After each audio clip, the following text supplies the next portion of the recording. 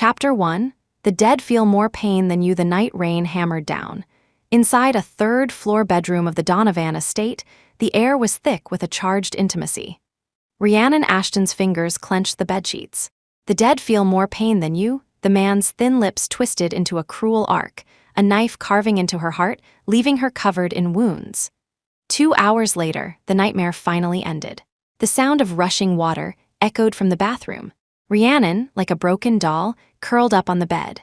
Her fair skin was a shocking canvas of blue and red bruises. The click of the bathroom door opening pulled her back to reality. Ethan Donovan emerged with a towel wrapped around his waist, his long legs carrying his tall, handsome frame. Without giving her so much as a glance, he walked straight to a drawer, took out a pill, and tossed it in front of her. "Take it," he commanded coldly. It was a contraceptive pill. Rhiannon's pale fingers instinctively rested on her flat stomach, her eyes filled with a deep sorrow. "I would have taken it even if you didn't say anything. I won't get pregnant again." She never mentioned the pregnancy. To put his mind at ease, Rhiannon picked up the small white pill and dry swallowed it in front of him. "That's for the best." The man sneered, sitting down on the sofa and lighting a cigarette. The curling white smoke obscured his sharply chiseled, severe face. She couldn't read his expression. She had never been able to see into this man's heart. After entering the bathroom, Rhiannon spat the pill out and flushed it down the toilet. Wiping the tears from her face, she stepped out of the shower to find the bedroom already empty. Ethan was gone. As usual, a stack of red bills sat on the nightstand. Rhiannon paid it no mind, or perhaps she had simply gone numb. In their 2 years of marriage, he was either away on long business trips or slept in the study. For 2 whole years, they had never once shared a bed through the night. He treated her like a call girl, at his beck and call to be dismissed at his whim. Every morning when she woke up, the space beside her was always empty. Ethan Donovan was never there. She barely slept a wink. Early the next morning, Rhiannon went to work at her firm. During her lunch break, she received an unexpected call from the Thorne family's housekeeper. Beatrice Thorne had suffered a heart attack and was being treated at the hospital. Dropping everything, Rhiannon rushed to the hospital immediately. Pushing open the door to the room, she saw Beatrice lying in bed. Just as a wave of relief washed over her, the woman on the bed saw her and her expression soured. "Who let you in? Get out," Beatrice shrieked, grabbing a water glass and hurling it at Rhiannon. It struck her shoulder, and she watched the shards scatter across the floor. She hissed in pain. She had to bite her lip so hard she nearly drew blood just to keep from collapsing. "Mom, you are not my daughter, you murderer. You're the one who killed Cassie. You drove my daughter to her death, and you still have the nerve to show your face. Don't call me Mom. I don't have a daughter like you." Beatrice clutched her chest, her body trembling uncontrollably from the emotional outburst. Her gaunt, pale face was a mask of disgust and hatred for Rhiannon. "I don't want to see you get out." Rhiannon was the Thorne family's adopted daughter, not their biological child. 18 years ago, at an orphanage, Cassandra Thorne, who suffered from a hereditary heart condition, had chosen her as a companion. She had personally named her Rhiannon. Their names, Cassandra and Rhiannon, evoked a poetic harmony. It symbolized a lifetime of mutual support, of never leaving each other's side. But Cassandra was dead. She had jumped into the sea and died after witnessing Rhiannon in bed with her fiancé, Ethan Donovan. Ethan hated her, and so did Beatrice. They both believed she had deliberately schemed to climb into Ethan's bed, causing Cassandra to kill herself, unable to bear the betrayal. But was that the truth? A self-deprecating thought flashed through her mind. Rhiannon's heart felt like it was being sliced by a knife, yet she was too numb to feel any pain. "I didn't mean anything by it. I just came to see how you were. Since you're all right, Mrs. Thorne, I won't disturb you any longer. I'll be going." Rhiannon forced a smile that was uglier than tears. "Mrs. Thorne," she said softly, "please take care of yourself. Don't let someone like me upset you. It's not worth it." With that, she turned and left the room. The summer sun was blinding. In the hospital corridor, Rhiannon's thoughts suddenly grew muddled. She felt dizzy, her hand reaching for the wall as her vision went black and she lost consciousness. Chapter 2. 12 weeks pregnant when she woke up, she was in a hospital room. The strong smell of disinfectant stung her nose. Rhiannon propped her weak body up, her gaze falling on the IV drip in her left hand. Her head throbbed, and and she still felt unwell. "You're awake." A gentle voice sounded beside her. Rhiannon looked up to see Dr. Julian Chase standing by her bed, looking at her with concern. "Are you feeling unwell anywhere else?" The light framed him, making him look like a beacon shining in her eyes. Rhiannon shook her head, indicating she was fine. She propped herself up with her free hand. "Julian, what happened to me?" The Chase and Thorne families were old friends, and he had also been her senior in college. He was a surgeon at this hospital. He had been doing his rounds when he found her passed out in the hallway and brought her here. Thinking of her medical report, his eyes darkened slightly. "It's nothing serious. You just fainted from exhaustion and lack of sleep." After explaining, Julian's gaze fell on the wound on her shoulder. "Your injury has been treated. It was from the glass Beatrice had thrown." The slightest movement of her shoulder sent a jolt of pain through her. Rhiannon's nose tingled, and thinking of something, she quickly said, "Thank you, Julian. I'm still on the clock. I need to go. How much are the medical fees? I'll transfer the money to you later." She started to pull out the IV needle, but Julian stopped her. "Is there something else?" Rhiannon looked back, confused. Julian's expression was complicated. "My colleague ran some tests on you. You're 12 weeks pregnant. Did you know?" Her reaction was answer enough. Julian's lips parted, but before he could speak, Rhiannon pleaded, "Julian, please, can you keep this a secret for me? I'm begging you." Her face was pale, her reddened eyes brimming with tears. A lump formed in Julian's throat. "I can promise to keep it a secret," he said softly, "on the condition that you finish this IV drip. I'll take you home later. Your pregnancy is unstable, and you're too weak right now. Don't be stubborn." Unable to argue with his insistence, Rhiannon had no choice but to call her direct supervisor and take the rest of the day off, resting at the hospital for the afternoon. At 5:30, Julian finished work early to take her home. Just as they were leaving the inpatient building, they unexpectedly ran into Ethan Donovan. "What are you doing here?" Ethan's handsome face was cold as he strode toward them. His sharp, hawk-like eyes landed on Julian, radiating a murderous chill. "My mother was hospitalized for a heart attack. I came to visit," Rhiannon explained as calmly as she could. Ethan sneered, his eyes filled with hostility. "Is that so? I heard you came this afternoon. A colleague of mine was looking to renovate their house. They heard Rhea was a designer and asked her for some advice, which held her up," Julian interjected, covering for her. He couldn't stand Ethan's aggressive attitude, but seeing Rhiannon's pleading gaze, he kept his tone mild. "Ethan, even if you're worried about Rhea, you don't need to be so suspicious." "Am I being suspicious, or are you two hiding something? You both know the answer to that." The man's voice was icy and full of malice. The hospital was bustling with people. Worried her pregnancy would be exposed, she quickly said to Ethan, "Ethan, let's go home." Rhiannon subtly shook her head at Julian. "Since you're here, Ethan, I have other things to attend to. I won't disturb you two." "I'll be going," Julian said, suppressing his annoyance before turning and heading towards the parking lot. Rhiannon had just breathed a sigh of relief when she turned to meet Ethan's cold glare. His handsome face was dark, the curve of his lips chilling. "You've got some nerve, flirting right in front of my face." Chapter 3, Am I Not Worth It, or Are You Just Sick? "You've misunderstood." Julian and I. Before she could finish, the man's hand clamped around her neck. A sense of suffocation washed over her, and her face turned pale. "Julian, sounds pretty intimate." Ethan's words seemed to be squeezed through clenched teeth. He warned her in a low voice, "Rhiannon Ashton, let me tell you, if you dare cheat on me, the consequences will be beyond your imagination." He released his grip, and Rhiannon collapsed to the ground, feeling a chill run through her entire body. Watching the man's tall figure walk away, she subconsciously placed a hand on her flat stomach, a self-deprecating, sorrowful look flashing across her face. She thought she had gone numb, but it turned out it could still hurt. Pushing down the bitterness, Rhiannon didn't follow Ethan. She picked herself up and left the hospital on her own. When she got home, Ethan wasn't there. Rhiannon didn't care. If she had once held a sliver of hope that her love could change him, that one day he would believe she had nothing to do with Cassandra's death and come to love her, that hope was long gone. 2 years of this unspeakable, failed marriage had extinguished all her naive fantasies. Compared to mutual loathing and torment, his absence was perhaps for the better. Rhiannon didn't go downstairs for dinner. Perhaps the medication was still in her system. She went to her room, lay down, and fell asleep. In the dead of night, she was jolted awake by a sharp pain. "Don't move." They were engaged in the most intimate act between a husband and wife, yet the man's hoarse voice was as cruel as torture from the depths of hell. Rhiannon bit her lip, but she couldn't stop her body from trembling. "It hurts," she begged him. Ethan reeked of alcohol.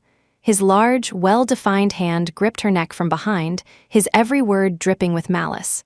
"You're in pain. Is it worse than my pain? Rhiannon, you have no right to complain. You should be dead. You should be buried with her." His voice, seething with hatred, was filled with darkness. Rhiannon had no doubt that in that moment, he truly wanted to kill her. It was like a knife twisting in her heart. Knowing full well that Ethan responded poorly to resistance the more she fought, the more ruthless he became, she feared he would harm the unborn baby in her womb. She endured all the humiliation, submitting to him just as she always had. In a daze, she remembered the first time she met him.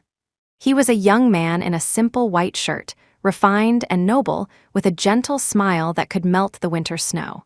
It was the most beautiful smile, the most beautiful eyes she had ever seen. "You must be Rhea. Cassie mentioned you often."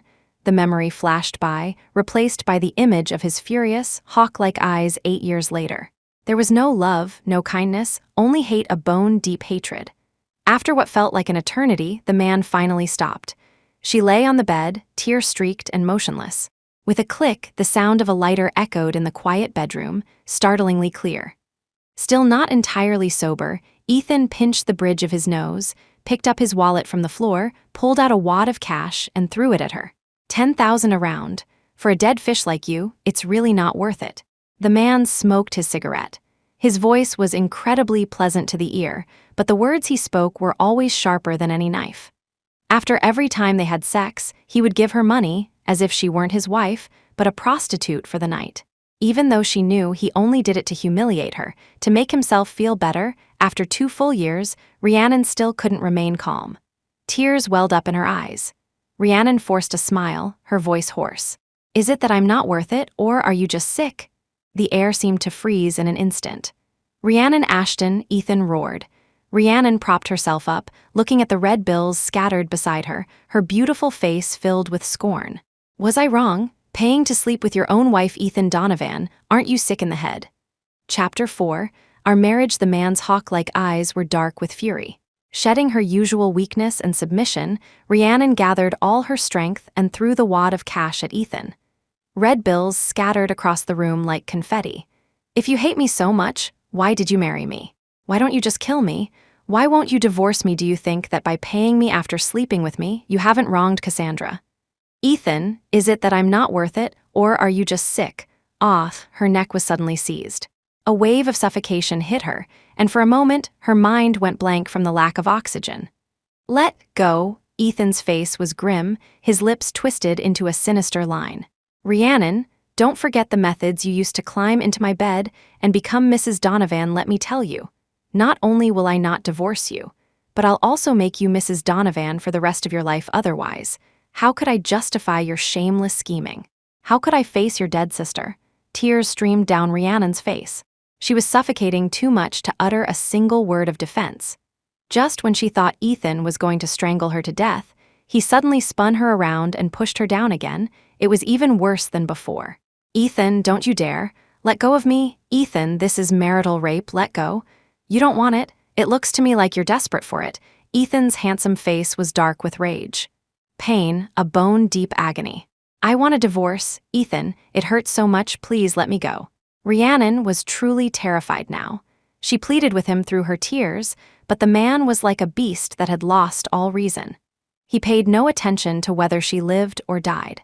A sharp pain shot through her abdomen, filling her with terror. "It hurts so much." Ethan seemed to realize something.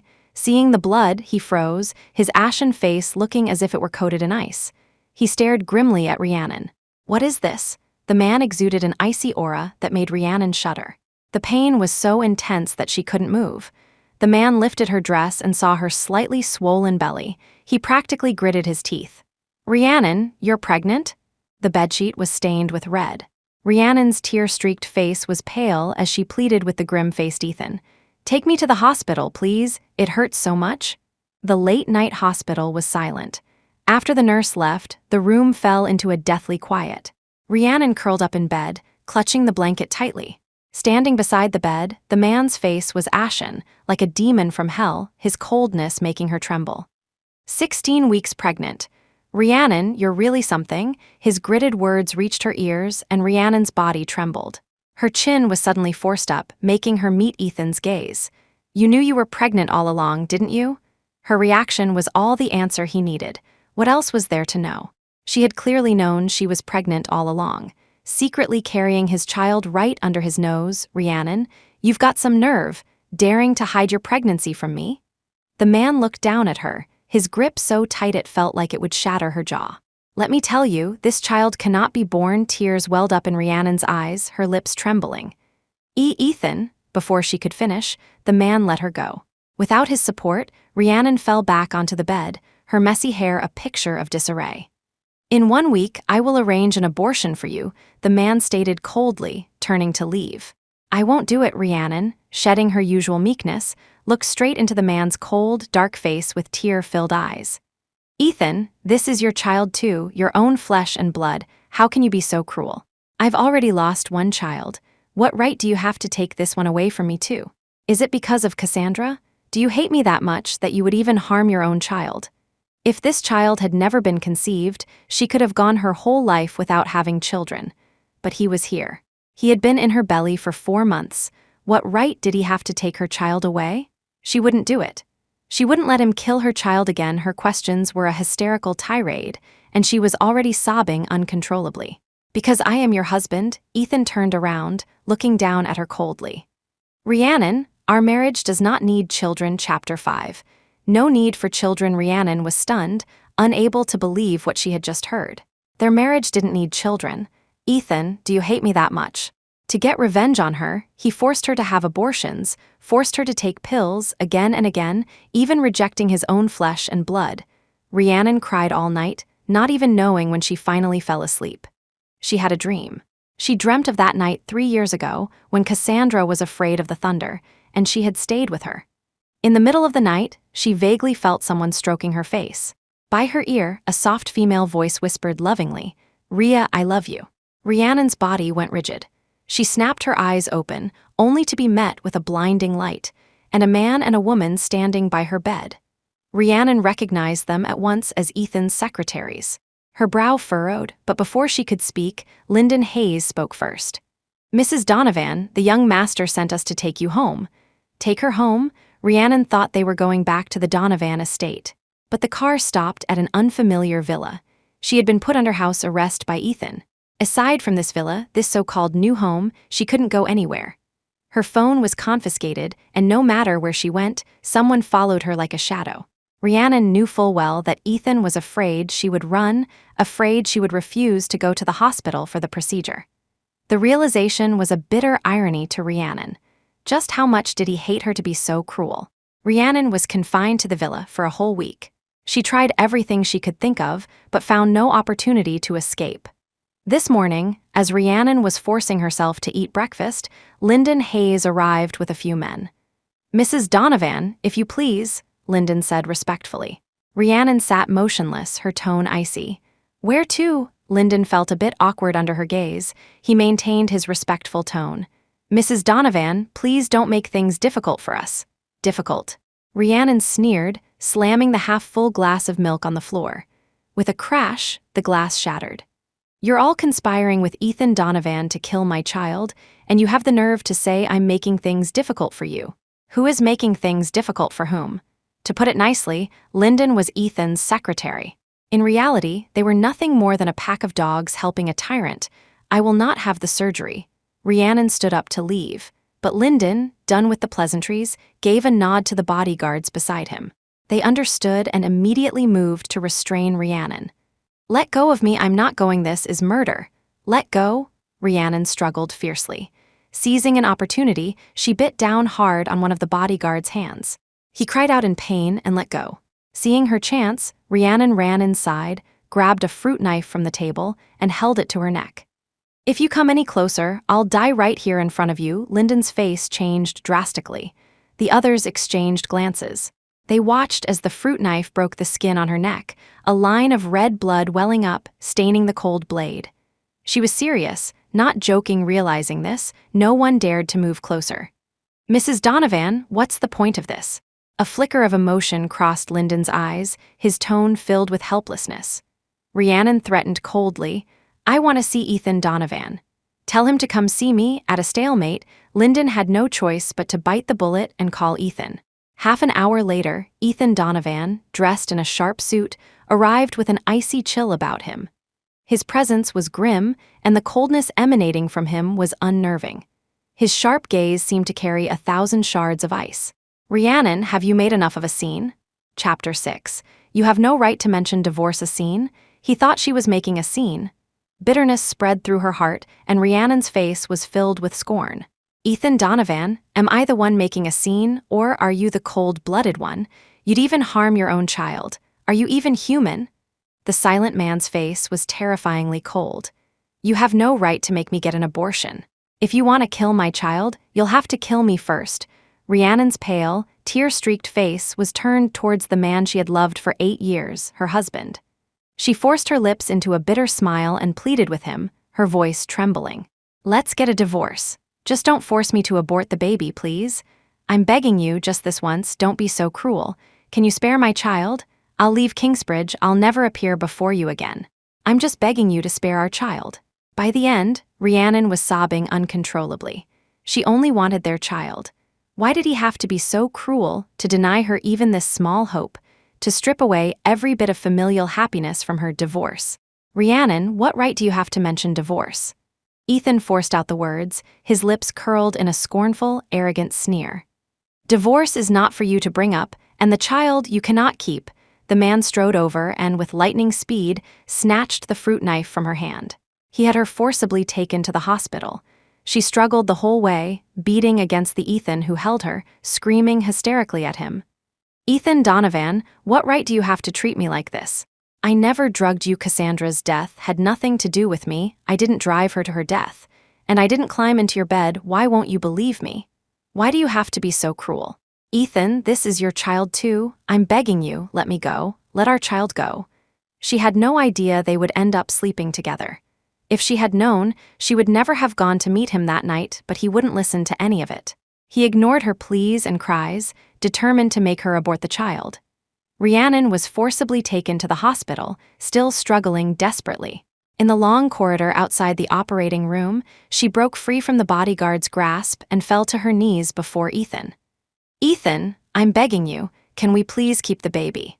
If you don't make me get an abortion, I'll do anything you say. I just want this child. I'm begging you, Ethan." She was a mess, begging with the utmost humility. The moment her forehead hit the floor, her heart seemed to die along with it. She only begged him to spare their child. Ethan suppressed a fleeting emotion in his eyes.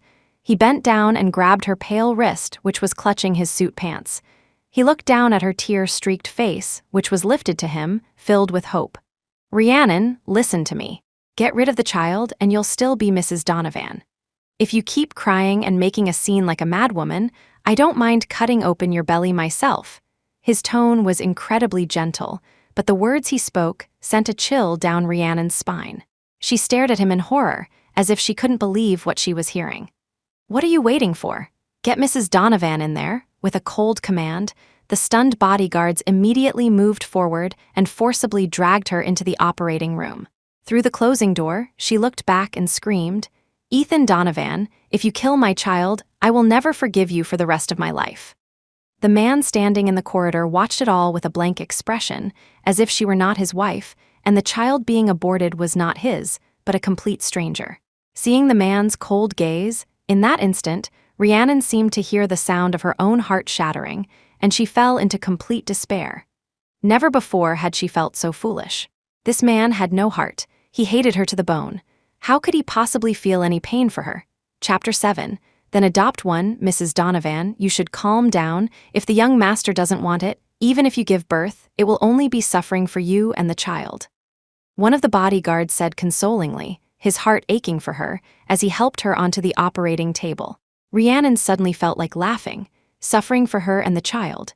But what mother, unless utterly desperate, would be willing to abort her own child?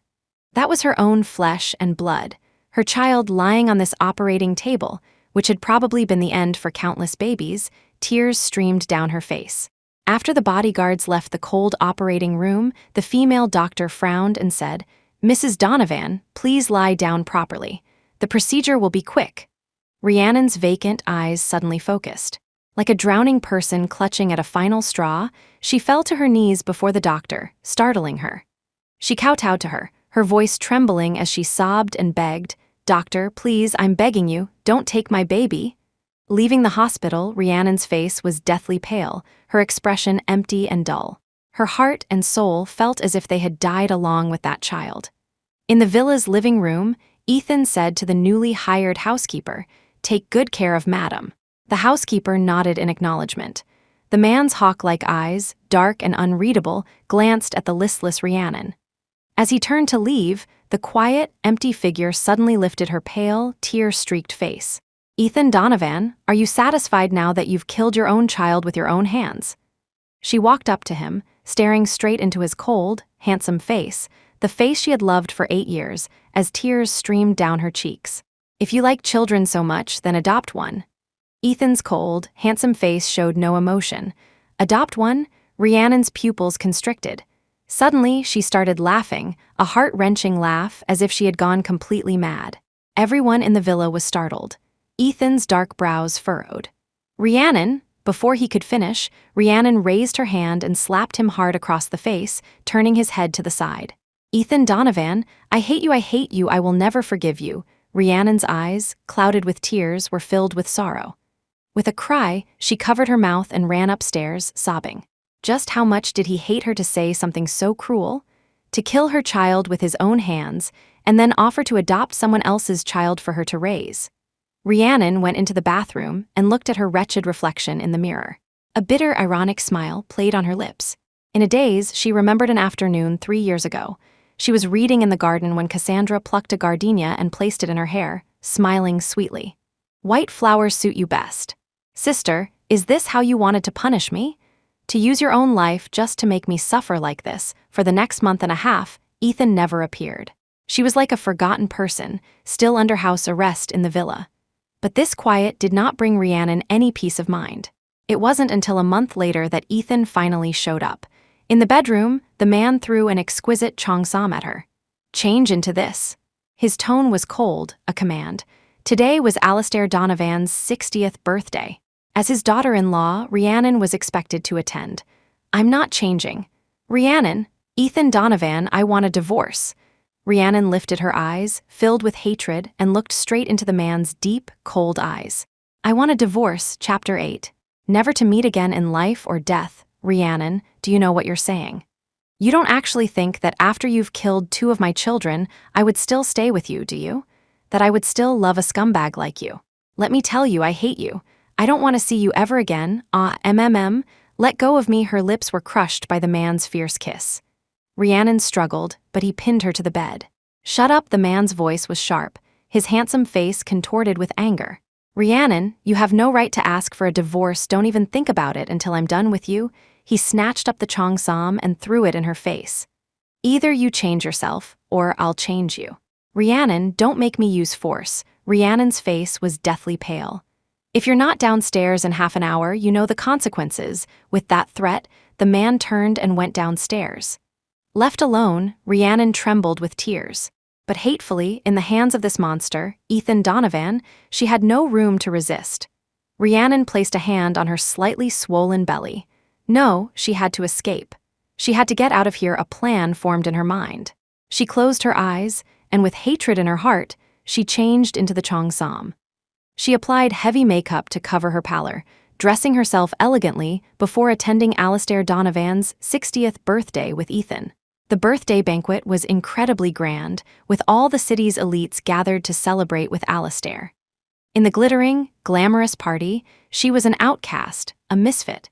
There wasn't a moment Rhiannon didn't want to escape, but wherever she went, the bodyguards Ethan had assigned followed her like shadows.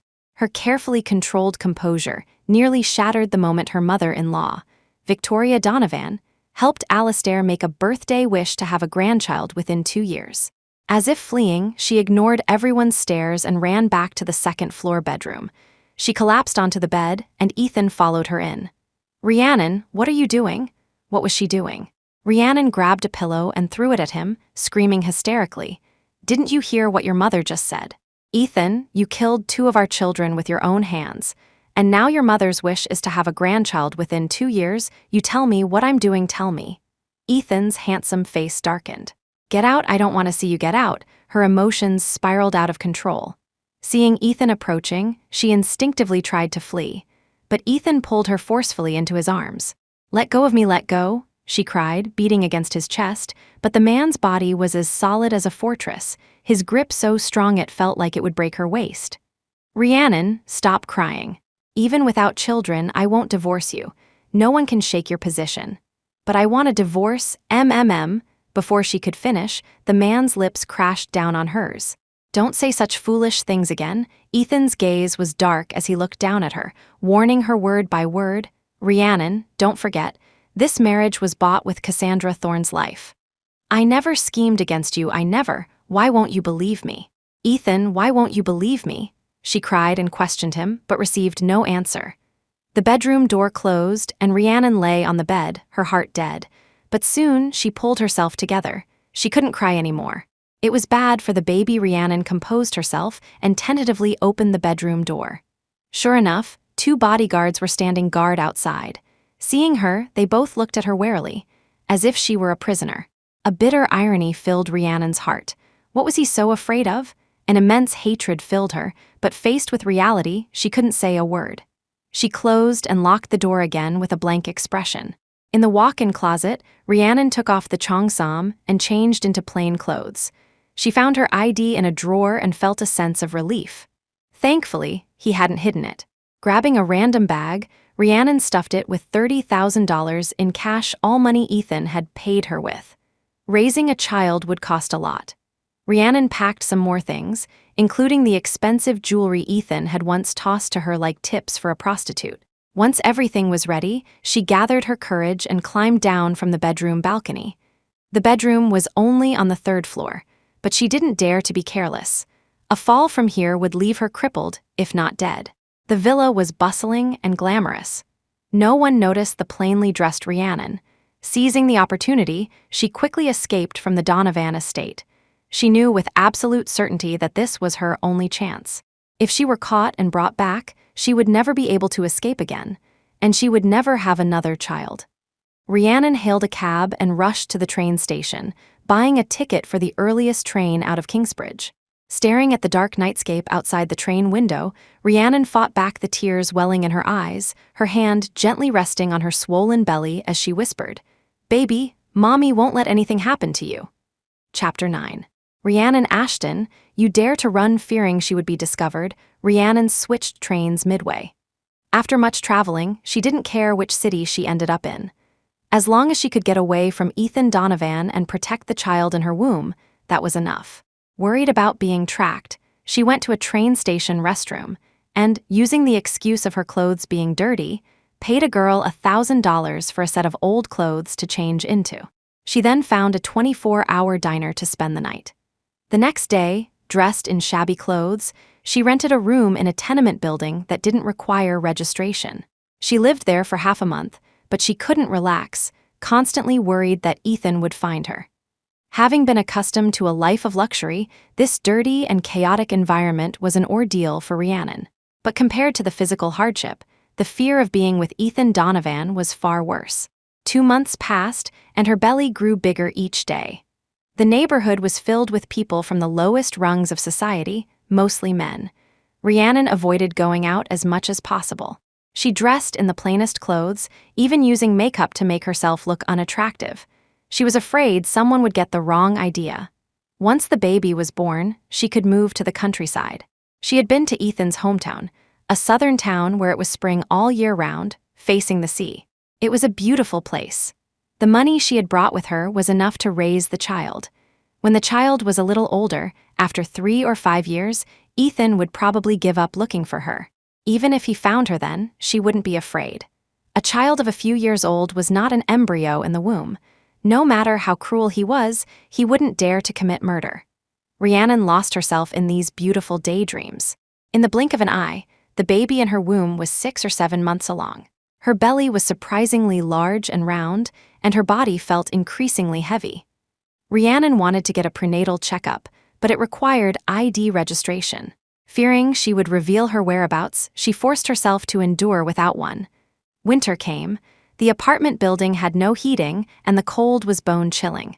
She went to bed early. With no other form of entertainment, she would listen to audiobooks with her headphones on while knitting a small sweater.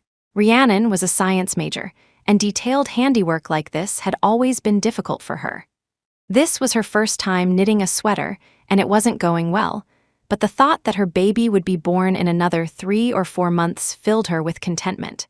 At 11:30 one night, after a month of work, the small sweater was finally finished. Rhiannon's eyes curved with joy. She stroked her belly and whispered softly, "Little baby, Mommy finally finished knitting your little clothes. You must grow up healthy, okay?" The baby in her womb moved, as if in response to her words. A gentle smile touched Rhiannon's lips. She rested her hand on her swollen belly for a while, then, holding the little sweater lovingly, she lay down and fell asleep. At night, Rhiannon always locked her doors and windows before sleeping. She paid no mind to any knocking or the sounds of people arguing and fighting downstairs, forcing herself to sleep.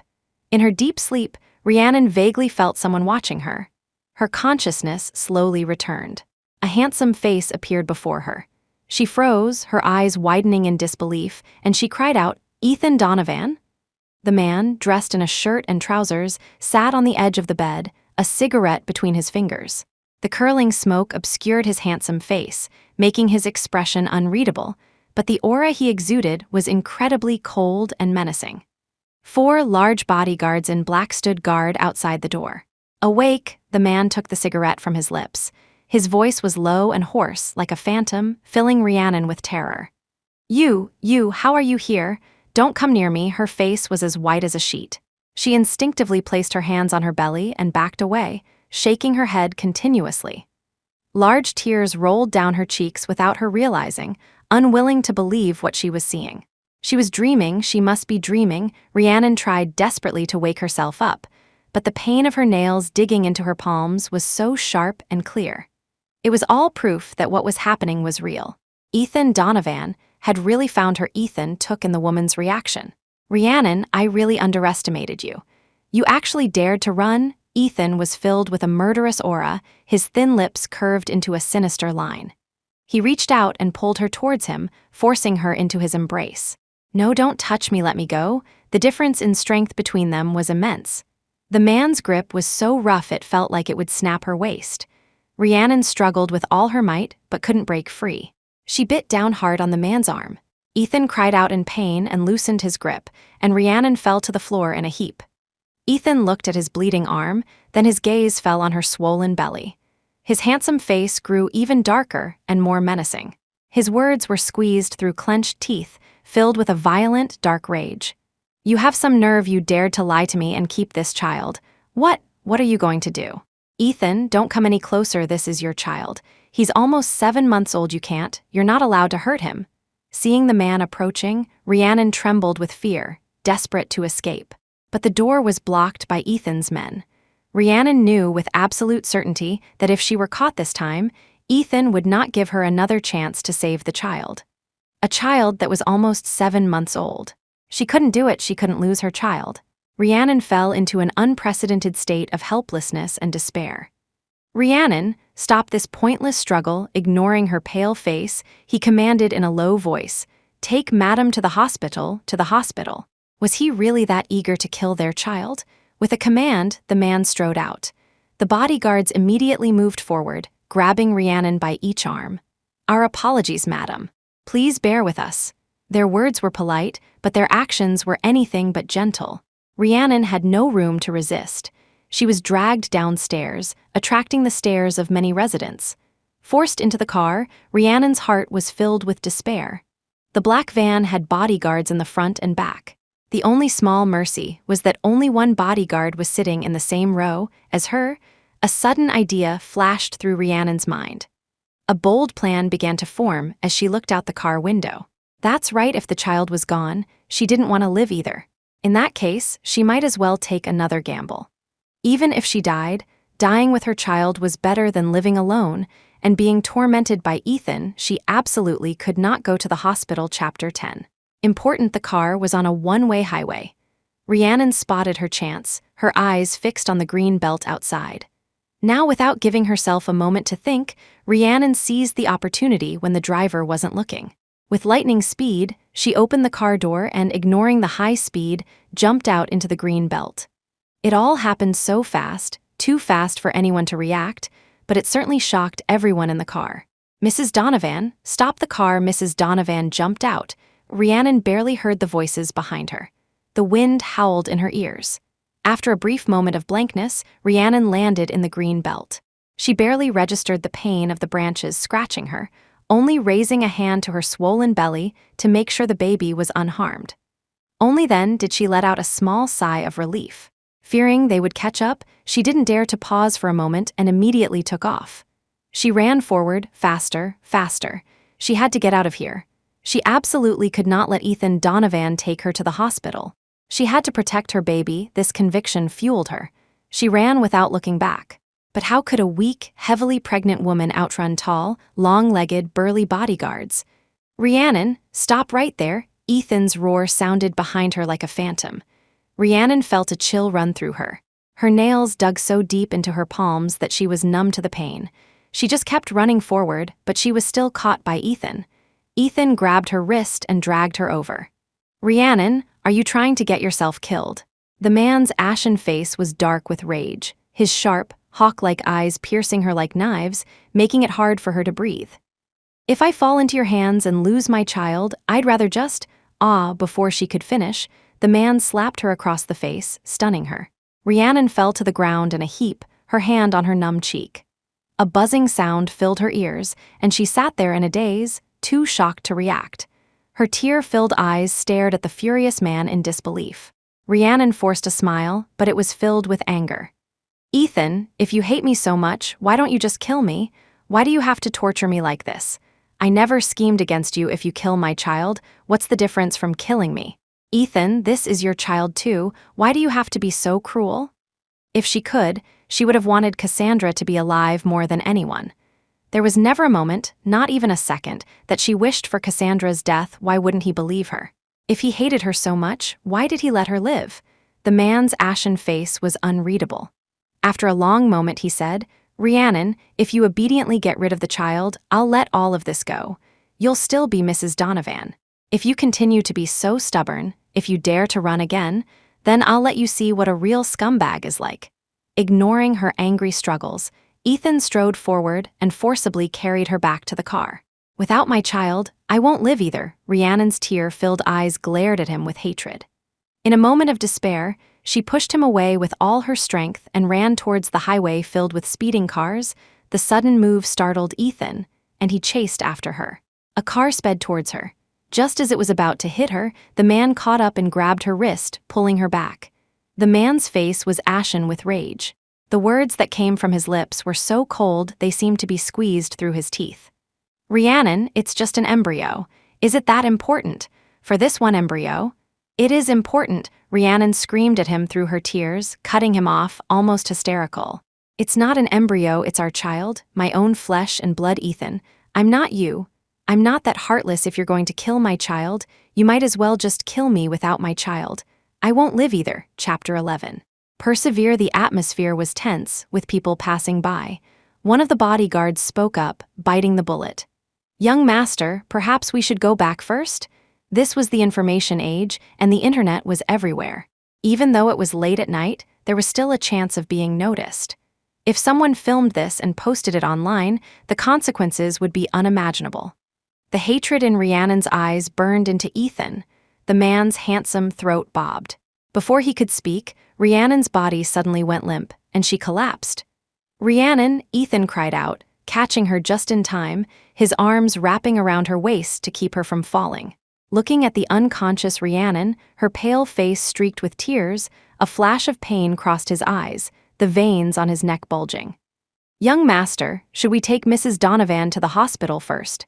As the bodyguard spoke, Ethan bent down and scooped the unconscious woman into his arms, striding towards the Mercedes parked on the side of the road. When Rhiannon woke up, the pungent smell of disinfectant filled her nose. She frowned. Without looking, she knew she was in a hospital. Never before had Rhiannon hated hospitals so much.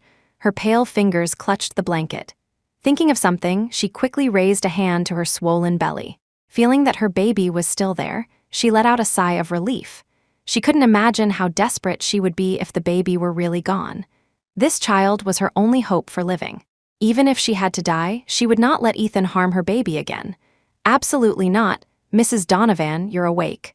A concerned, happy voice came from above. Rhiannon looked up to see Ethan's secretary, Olivia Norman.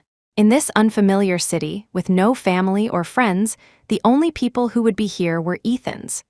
Rhiannon rested a hand on her swollen belly, her pale face expressionless, her eyes downcast. Mrs. Donovan, would you like some water? Olivia asked with concern. Seeing her silence, she went to pour a glass of water for Rhiannon. Mrs. Donovan, have some water first. Olivia sighed softly, looking at her swollen belly with a sense of pity. She said softly, even if not for yourself, for the child in your womb, you shouldn't be so hard on yourself. Hard on herself? Was she being hard on herself? A bitter irony filled Rhiannon's heart, but she took the glass and drank half of it. It was daytime now, and the sunlight streaming in through the window was blinding. Rhiannon clutched the half-full glass of warm water. Having just woken up, her voice was still hoarse. Where's Ethan? Olivia hesitated for a moment before answering truthfully. There was an emergency at the company. He left for the airport half an hour ago. After a pause, Olivia added, the private jet is scheduled for this afternoon. What would you like to eat, Mrs. Donovan? I'll go get it for you. I'm not hungry. Rhiannon's expression was cold. She didn't even look at Olivia, only saying coldly, you can go out. I want to be alone for a while. She was like a soulless puppet, lying in bed without any life. Seeing this, Olivia couldn't help but feel a sense of pity. She really couldn't understand why President Donovan was so insistent on Rhiannon aborting the child. But these were not things a secretary could ask about. After a moment's hesitation, Olivia couldn't help but say, Mrs. Donovan, please pull yourself together. At least eat something. If not for anything else, for the child in your womb. Rhiannon's fists clenched, a self-deprecating, ironic smile on her lips. What's the use of me thinking about him? Will Ethan Donovan let me give birth to this child? Chapter 12. As long as there is life, there is hope. Not only would he not, but he had also forced her again and again. There was nowhere for her sorrow to go, yet Rhiannon was too numb to feel any pain. Mrs. Donovan, as long as there is life, there is hope. Pull yourself together. Once you're back in Kingsbridge, with the chairman and his wife around, there will at least be some room for negotiation. Olivia said in a low voice, smiling at Rhiannon before leaving the room. Rhiannon's eyes widened, a glimmer of light finally appearing in her dull pupils, but it was only for a moment. Victoria Donovan had agreed to let her into the family back then because she was pregnant. The Donovan family had only one son for generations, Ethan. Victoria and her husband had been eagerly awaiting the birth of her child. But the fetus had only been in her womb for 3 or 4 months before Ethan, ignoring her pleas, forced her to have an abortion. He didn't want their child. He was so cruel back then, let alone now. If Ethan didn't want it, even if Victoria and her husband knew, they might not be able to help her. After all, Ethan was their son, and she was not well liked by the Donovan family to begin with. They disliked her as much as they had adored Cassandra Thorne. She knew this better than anyone.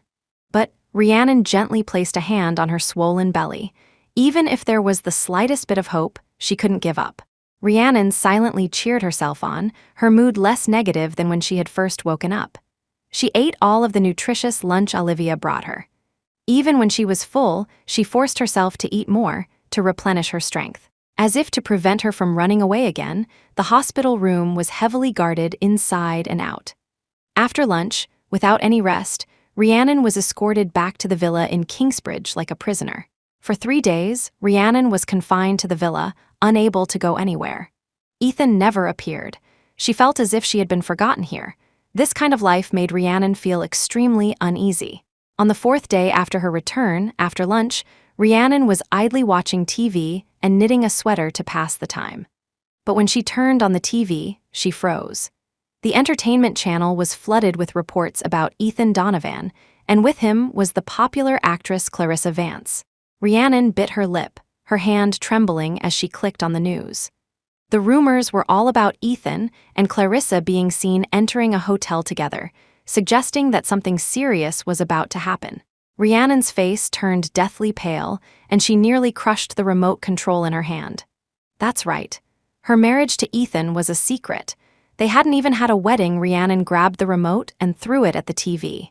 With a loud crack, the screen went black, a lightning-like fracture appearing on it. "Mrs. Donovan!" The housekeeper, Mrs. Gable, cried out in alarm and rushed over. "Mrs. Donovan, what's wrong?" Several bodyguards also quickly moved forward, afraid that something had happened to Rhiannon. Rhiannon's clenched fists trembled, and she felt a chill run through her. "Where is Ethan Donovan? I want to see him." Mrs. Gable was taken aback.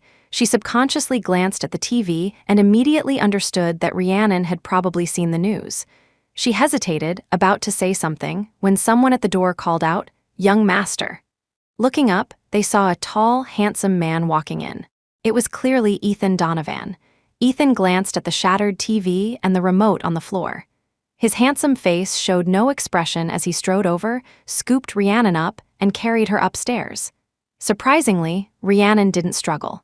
She was as calm as a puppet, letting him carry her to the bedroom without a word. "How much longer are you going to keep me locked up?" Rhiannon's nose tingled, her voice hoarse. Her almost vacant eyes stared straight at Ethan, questioning him. "Ethan Donovan, how much longer are you going to keep me locked up?" Chapter 13. I wish I could kill you. It seems you haven't calmed down these past few days. The man's deep voice was cold, like an emotionless machine, yet it pierced Rhiannon's heart. Calm down? Wasn't she calm enough? How much calmer did she need to be? Rhiannon raised her hand and slapped him. The crisp sound echoed in the quiet bedroom. The man's handsome face instantly darkened. "Rhiannon, are you getting addicted to hitting me?" "Addicted to hitting you?" Rhiannon sneered, her scornful face filled with hatred. She said, word by word, "Ethan Donovan, I wish I could kill you." The atmosphere was tense. Rhiannon looked at the face she had admired for years, at the man she had once loved so deeply. "Ethan Donovan, if you're going to kill my child, I won't live either." She forced a smile, her expression numb. She suddenly said with self-derision, "I really regret it. I regret ever falling in love with a scumbag like you." Rhiannon, Ethan's face grew even darker. The hostility emanating from him was terrifying. But Rhiannon didn't care. 2 or 3 years of mutual torment, these few months of hiding, had left her exhausted. For a moment, Rhiannon truly wished she could take him down with her, to end this whole absurd situation. But the thought of the baby in her womb made her hesitate. She still held on to a sliver of hope. "Ethan Donovan, I just want this child. Please spare our child. As long as you don't kill our child, I'll agree to anything. I won't run away again. I won't defy you again." She begged him with the utmost humility, kneeling before him. But it didn't earn her a single shred of pity or compassion from the man. Ethan stared at Rhiannon with a blank expression, a flash of sorrow in his eyes. He clenched his fists tightly, his voice low and icy. "Get that thought out of your head?" With that, he turned and left the bedroom without looking back. The door slammed shut with a bang, the loud noise seeming to shake the entire villa. And it shattered Rhiannon's heart. In the hallway, the man walking away crossed paths with the housekeeper, Mrs. Gable, who was rushing upstairs. Seeing the man's icy demeanor, Mrs. Gable was taken aback, her expression hesitant. "Young master, keep an eye on Mrs. Donovan. Don't let her do anything foolish," he commanded in a low voice, leaving without a backward glance. Seeing his cold back, Mrs. Gable's emotions were complicated. She quickly entered the bedroom. Seeing Rhiannon kneeling on the floor, she couldn't help but feel a sense of pity. She went to help her up, comforting her in a gentle voice. "Mrs. Donovan, please don't cry. Crying is bad for your health and for you and the baby." Bad for the baby? A wave of irony washed over Rhiannon. Suddenly, a wave of nausea hit her. Rhiannon covered her mouth, pushed Mrs. Gable away, and ran to the bathroom, where she threw up into the toilet. Her morning sickness had come late, and it had been tormenting her for the past half-month. Mrs. Gable followed her in and handed her a tissue, asking with concern, "Mrs. Donovan, are you all right?" Rhiannon flushed the toilet and stood up unsteadily. Her thin, frail body swayed as she walked to the mirror, looking at her pale, gaunt, and wretched reflection. Her eyes were already red from crying, and tears streamed down her face. Rhiannon closed her eyes, turned on the tap to wash her hands, and asked Mrs. Gable in a hoarse voice, "When is the surgery scheduled for?" A fetus of 6 or 7 months could no longer be aborted with a simple procedure. It had to be an induced labor. Her hand on her swollen belly, her heart clenched in a sharp pain. Mrs. Gable looked awkward. Seeing Rhiannon's tear-filled eyes, she sighed and said, "The young master said it's scheduled for tomorrow." Tomorrow. Right, if he dragged it out any longer, the baby could be born. How could he possibly delay it? Rhiannon sniffled, trying to bury all her bitterness deep inside, but her already broken heart had no place to hide her sorrow. She clenched her fists, and with a determined heart, she turned to Mrs. Gable. "Mrs. Gable, can you help me? Can you make a call to the Donovan estate for me? I'm begging you, help me." Mrs. Gable looked conflicted. Rhiannon, thinking of something, rushed into the bedroom, grabbed a handful of jewelry, and stuffed it into Mrs. Gable's hands. She fell to her knees before her, pleading through her tears, "Please, just one call. I'll make it worth your while, Mrs. Gable, just one call, please save my child." Chapter 14. "The young master wants you downstairs," she begged and pleaded, pinning all her hopes on Mrs. Gable and Victoria Donovan's husband.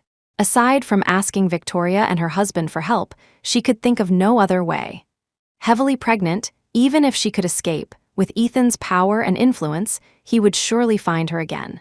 And what she would face then, Rhiannon didn't dare to imagine. Her only option was to go to Ethan's parents' Mrs. Gable was moved. After much hesitation, she made up her mind and nodded. "I'll try." Just then, there was a knock on the door. "Mrs. Donovan, would you like some fruit?" A bodyguard's voice came from outside. A look of panic flashed across Rhiannon's face. She told Mrs. Gable to put the things away and went out of the bathroom. She knew they were watching her, afraid she would run away again. Sure enough, as soon as she opened the door, the bodyguard walked straight into the bathroom to check. Seeing this, Rhiannon felt an even deeper sense of irony. "Get out," Rhiannon said coldly. "Is my room a place you can just search whenever you please?" She reprimanded them sharply. The bodyguards looked a bit embarrassed. They exchanged a glance and then retreated from the bathroom. Rhiannon felt a bitter irony, but seeing that they hadn't noticed anything, she finally breathed a sigh of relief. Her morning sickness was severe. Rhiannon barely ate any dinner and went to bed. In a daze, she faintly heard a knock on the door. Rhiannon struggled to open her eyes. A maid rushed in and said urgently, "Mrs. Donovan, the young master wants you downstairs." "What's going on?" Rhiannon was confused. Thinking of something, she clenched her fists and, without waiting for the maid to speak, threw off the covers and went downstairs. Sure enough, she saw Mrs. Gable kneeling in the middle of the living room. The other servants in the villa were all standing in the living room as well. It looked like a trial. Rhiannon didn't need to think to know that she had been found out. She hadn't been able to hide it from Ethan. Ethan sat on the sofa, a cigarette between his fingers. The curling white smoke obscured his expression, but it was not hard to feel the icy, terrifying aura emanating from him. Rhiannon's heart immediately leaped into her throat, as if it were being squeezed by an invisible hand, making it hard for her to breathe. "My dear Mrs. Donovan, are you awake?" The man took the cigarette from his lips. His thin lips opened and closed, each word sending a chill down her spine. "Ethan, you... come here." The icy words were almost a command. Rhiannon bit her lip, trying with all her might to control the trembling in her heart. She stood still. Ethan strode over, grabbed her wrist, and pulled her into his arms. His hawk-like eyes looked down at her, sinister. "You've got some nerve. Do you take my words for nothing? Too good to her. When were you ever good to me? Is pushing me to a dead end your idea of being good to me?"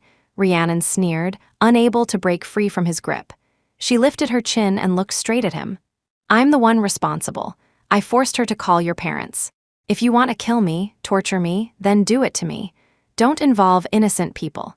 "Rhiannon, Ethan Donovan, if you dare to harm Mrs. Gable, you can wait to collect my corpse." Her stubborn little face was cold, fearlessly confronting him. Having come this far, Rhiannon was not afraid of anything. Anyway, if the child was gone, she didn't want to live either. But Mrs. Gable was innocent. She didn't want to involve anyone else. Pushing the slightly stunned man away, Rhiannon's expression was cold as she went upstairs without looking back. Her attitude was cold and resolute. There was no room for jokes. The man watching this clenched his fists so tightly that his knuckles cracked. Rhiannon didn't care about what happened after. Returning to the bedroom, she locked the door. Leaning against the cold door with her eyes open or closed, all she could see was Ethan's dark, cold face, his torment and hatred. Tears streamed down her beautiful face without her realizing. Sometimes Rhiannon herself didn't know how she and Ethan had ended up like this. He used to be so gentle with her. He used to be so happy when she was pregnant. They had even talked about going abroad together. Why had it all become so unrecognizable? Rhiannon's heart was being torn apart. She really regretted it. If she had known this would happen, she would have aborted the child herself and not married him. Maybe then, one day, he would have believed in her innocence, would have let go of the past. Even if they had missed each other, there wouldn't be this pain, this unrecognizable mess. Rhiannon dragged her tired body to the bed, buried her face in the covers, and cried until her whole body trembled. Her hand unconsciously went to her swollen belly, and she felt an unprecedented sense of despair. She whispered softly, "Baby, I'm sorry. It's Mommy's fault. I couldn't protect you, but don't worry, baby. Mommy won't let you be alone.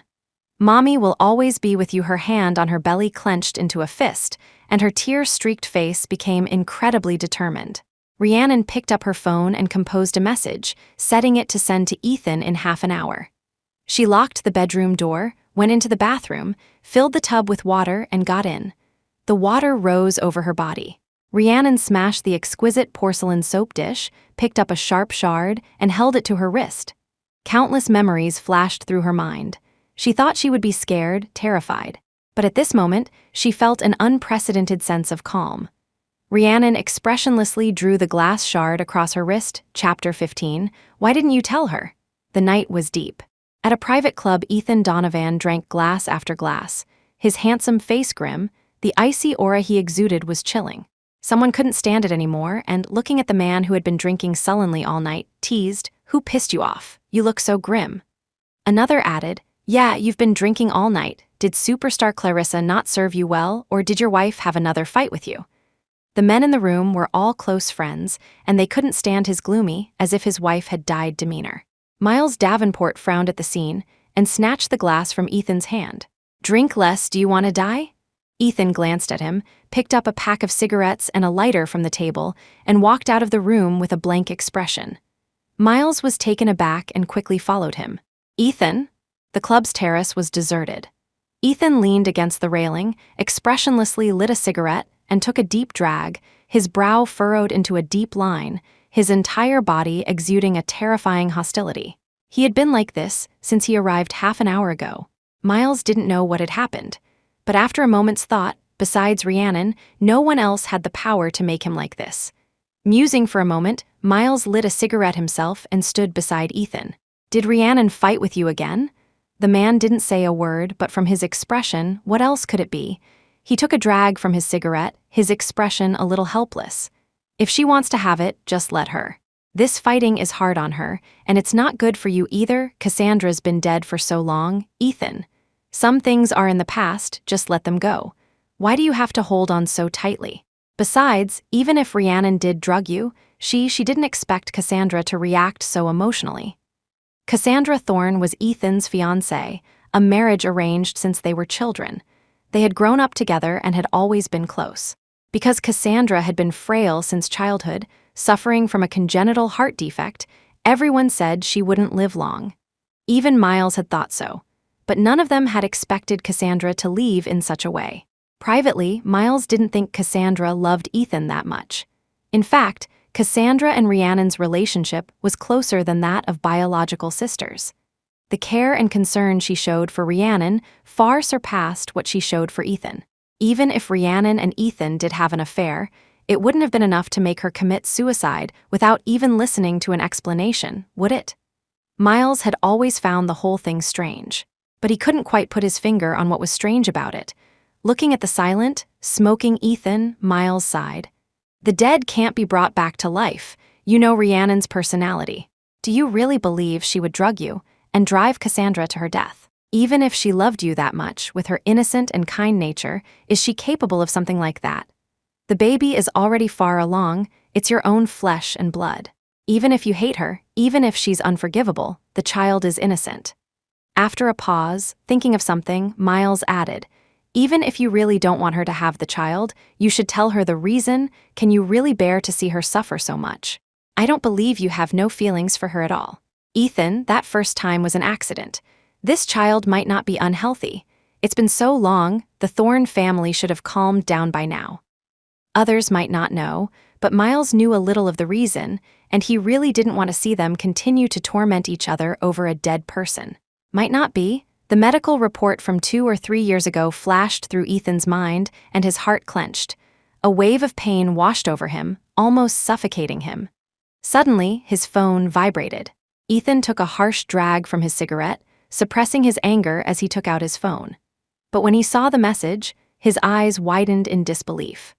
Miles saw his expression change and was about to ask what was wrong when Ethan suddenly took off running, his hasty departure clearly indicating that something was wrong. "Ethan, what's wrong? Where are you going?" Miles asked, but seeing the man leave without looking back, he quickly followed. The car sped along. Rushing back to the villa, he saw Rhiannon lying in the blood-red bathtub, her face pale, already unconscious. Ethan's pupils constricted in disbelief. "Rhiannon, Chapter 16, are you still not going to tell the truth?" He roared and rushed forward, scooping the blood-covered Rhiannon into his arms, and immediately ran out. The servants, who had come running at the sound, were all shocked by the scene, crying out, "Mrs. Donovan," they quickly called for an ambulance, not daring to delay for a second. The late-night hospital was quiet. In the corridor outside the operating room, a man smoked in silence, his brow furrowed into a deep line, his hostility palpable. "Ethan, don't worry too much. Rhiannon will be fine," Miles said soothingly, though he wasn't so sure himself. Rhiannon's dying, blood-covered appearance had been truly shocking. Just then, footsteps approached. The two men looked over to see Dr. Julian Chase, dressed in a white coat, striding towards them, his handsome face grim and filled with anger. Ethan's brow furrowed. Julian swung his fist and punched him. Bastard! Caught off guard, Ethan staggered, steadying himself against the wall. He didn't dodge or show much anger, only looking up at the furious Julian with a dark expression. Their eyes met. Julian raised his fist to hit him again, but Miles quickly intervened. "Julian, calm the hell down, this is a hospital." Miles's eyes were filled with a warning. Thinking of Rhiannon, who was still in surgery, Julian's fists clenched. "If this makes you feel better, go ahead. But I wonder if the great Dr. Chase can handle the consequences." Julian was furious, the veins on his clenched fists bulging. Suddenly, everyone looked over to see Victoria and Alistair Donovan approaching, their expressions grim. Everyone's face changed. Ethan's grim expression softened slightly as he looked at his parents. "Father, Mother, why are you here?" Neither of them looked pleased. Victoria glanced at the closed operating room doors before turning to Ethan. "Ethan, what on earth is going on? Why would Rhiannon try to kill herself?" Her expression was filled with suspicion. Thinking of something, she quickly asked, "Is it true that Rhiannon is pregnant?" Since the couple had moved out, Victoria hadn't seen Rhiannon. They didn't keep in touch, and Victoria didn't care about Rhiannon's affairs, content to have her out of sight and out of mind. Until now, Victoria had no idea about the pregnancy or her escape from Kingsbridge.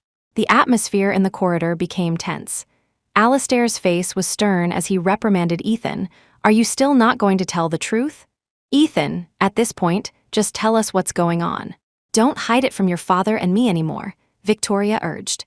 Julian strode forward and said in a low voice, "Uncle, Auntie, Rhea is 6 months pregnant." "What?" Alistair and Victoria's eyes widened in disbelief as they looked at Julian. Victoria asked, "Julian, what is going on?" The Chase and Donovan families were close. By relation, Julian even had to call Victoria Auntie. Julian glanced at the grim-faced Ethan beside him, his lips curling into a scornful smile. "Uncle, Auntie, you didn't know? Ethan has been forcing Rhea to have an abortion. She couldn't take his pressure and tried to kill herself out of despair." "Ethan Donovan, is what Julian said true?" Alistair demanded, his expression filled with shock and disbelief. He clearly had no idea about the true conflict between Ethan and Rhiannon. Even though he knew their relationship had been strained because of Cassandra's death, he never imagined Ethan would be so audacious. "Yes, You, Alistair was furious and slapped Ethan across the face. The sound echoed through the hospital. Victoria was startled and quickly shielded Ethan, reprimanding her husband. Alistair, what are you doing? Can't you just talk things out? Why did you have to hit Ethan? Chapter 17. If you won't let her, will she not marry? Seeing this, Miles also tried to smooth things over. Uncle Alistair, this is a hospital. Whatever it is, let's wait until Rhea is out of surgery and talk about it at home. Alistair was trembling with anger. He never imagined that Ethan would do something so outrageous, forcing his own wife to have an abortion. And even hiding it from them all this time, Ethan silently endured it, his gaze fixed on the still-lit operating room light, his clenched fists showing bulging veins.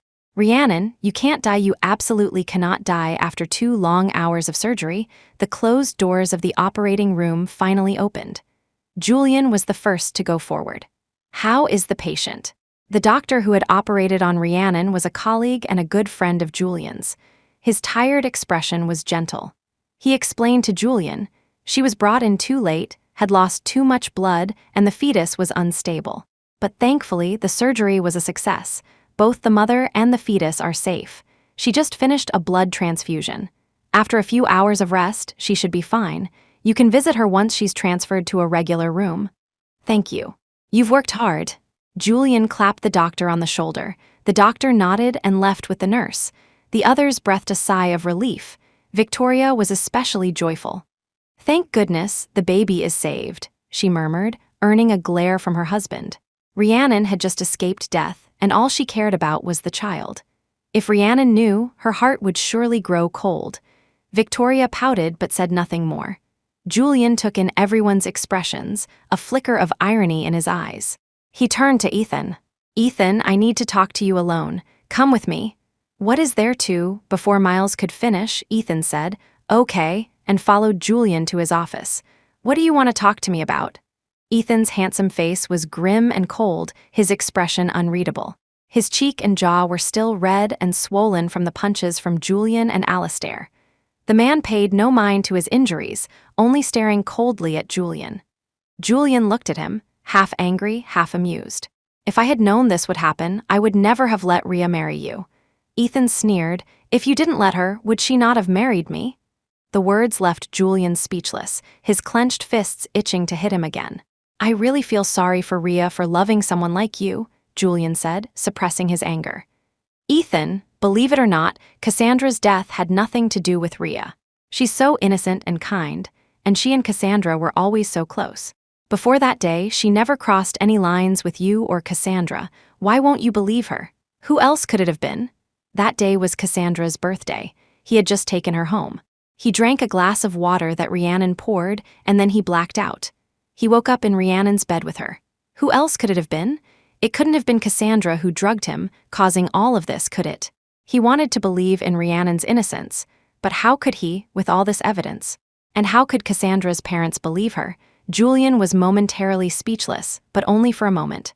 Ethan, have you never suspected Cassandra, or are you just too afraid to suspect her? Suspect her of what? Julian stared at Ethan coldly and said, word by word, Cassandra Thorne never loved you, Chapter 18. Let's start over from now on, your name is Rhiannon. Together with my name, it means harmony. Rhea, from now on, I'm your sister. We'll always be together, okay? Rhea, you're so good. Please don't ever leave me, okay? You've fallen in love with Ethan Donovan? Rhea, tell me you haven't. You hate him, don't you? Rhea, Ethan isn't worthy of your love. Don't love him. Love me, okay? Rhiannon Ashton, you'll regret this. You'll definitely regret this. Rhiannon Ashton, you dare to drug me. You bitch, you killed Cassie, you ungrateful wretch. Give me back my Cassie. Rhiannon, our marriage doesn't need children. Countless voices echoed in her mind, a chaotic mess of thoughts. Rhiannon felt as if she were being strangled, unable to breathe. No, please, spare our child, Rhiannon cried out, waking from the nightmare. She was met with a world of white. The pungent smell of the hospital's disinfectant filled her nose, stimulating her nerves. Her thoughts were still jumbled. Before she could figure out if she was dreaming or awake, her hand was suddenly grabbed, and a hoarse voice followed. You're awake. The familiar yet strange voice made Rhiannon's body go rigid. She instinctively tried to pull her hand away, but her body was weak from just waking up. She had no strength to resist. Do you want some water? Ethan's handsome face was unreadable, showing no signs of joy or anger. Rhiannon lay motionless in bed, her pale lips moving to say coldly, "Let go of me." The atmosphere in the large hospital room was tense. Ethan didn't force her. He let go of her hand and poured a glass of water, handing it to her. "Have some water." Having just woken up, Rhiannon's throat was dry and her face was pale from blood loss, making her look pitiable. She raised her red-rimmed eyes to the face that she both loved and hated. She struggled to raise her hand to take the glass, but instead, she threw it on the floor. The glass shattered with a crisp sound. Ethan's brow furrowed. He was met with her tear-filled eyes. "Why didn't you let me die?" Rhiannon's body trembled with emotion. She struggled to grab a pillow and throw it at Ethan. With all her might, she screamed at him hysterically. "Ethan Donovan, why didn't you let me die? Don't you hate me? Don't you want me to pay for Cassandra's life? Why didn't you let me die? Why didn't you let let go of me?" Before she could finish, the man suddenly pulled her into his arms. Rhiannon resisted, trying to push him away, but in her weakened state, she was no match for him. She could only be held tightly in his embrace. The scent she had once craved now felt repulsive and hateful. "If you want to have it, then have it." The hoarse voice reached her ears, and Rhiannon's body trembled. Ethan held her thin, frail body, his chin resting on top of her head. His closed eyes were deep and tired, a fleeting, imperceptible pain crossing his face. He said in a hoarse voice, "I won't force you anymore, Rhiannon. If you want to have the baby, then have it. I won't force you anymore. Just don't die, okay?" His tone was almost pleading, which Rhiannon found ironic. She should be happy. He had finally agreed. He would no longer force her to kill her own child. But at this moment, Rhiannon felt no joy at all. "Ethan Donovan, I hate you," Rhiannon clutched his collar, her tears soaking his shirt. A lump formed in Ethan's throat, and he couldn't say a word. Having just woken up, Rhiannon's body was still very weak. Held tightly by the man, she cried for a long time before she gradually calmed down. Once she had calmed down a bit, Ethan called a doctor to give her another checkup. Her condition had stabilized slightly. By then, it was already morning. The man, who had been up all night, had dark circles under his eyes. He looked haggard, still in yesterday's clothes, which reeked of smoke and alcohol. He sat by the bed, looking at the numb, heartbroken Rhiannon. Ethan's clenched fists showed bulging veins. He closed his eyes and said, "Rhiannon, you rest up in the hospital. If you want to have the baby, then have it. When you've recovered, we'll start over." Chapter 19, We never start over? How could they start over? A bitter, mocking smile played on Rhiannon's lips. "Did we ever start?" Ethan's body went rigid. "We never started, so how can we start over?" Her tear-filled eyes stared straight at Ethan. "Do you think that after all that's happened, I could still love you? Ethan, I won't love you anymore. I hate you. I will never forgive you for the rest of my life." Rhiannon, Ethan's handsome face turned ashen. But Rhiannon simply turned her head away, closing her eyes, unwilling to look at him anymore. Her heart was already dead, broken. He had shattered it with his own hands. A lump formed in Ethan's throat. He closed his eyes, looking at the cold, heartbroken Rhiannon on the bed. A scornful smile touched his lips. "Rhiannon, is it that I hate you or that you hate me?" The hoarse voice reached her ears, and Rhiannon was suddenly stunned. "That night, it was just you, me, and Cassandra. Cassandra is dead. My fiancée is dead. She killed herself after catching me with you. You want me to believe in your innocence, but you won't say anything. You can't even prove your own innocence. How am I supposed to believe you?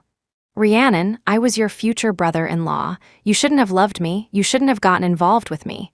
Since you did, it's not for you to say when it's over." Ethan's fists clenched, veins bulging.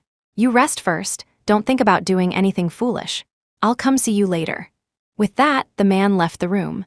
Until the door closed, Rhiannon still hadn't recovered from her shock. She lay in bed, her vacant eyes staring at the ceiling. Her heart, which she thought was dead, was stirred by Ethan's words. But how could Rhiannon possibly speak the truth? And even if she did, would he really believe her?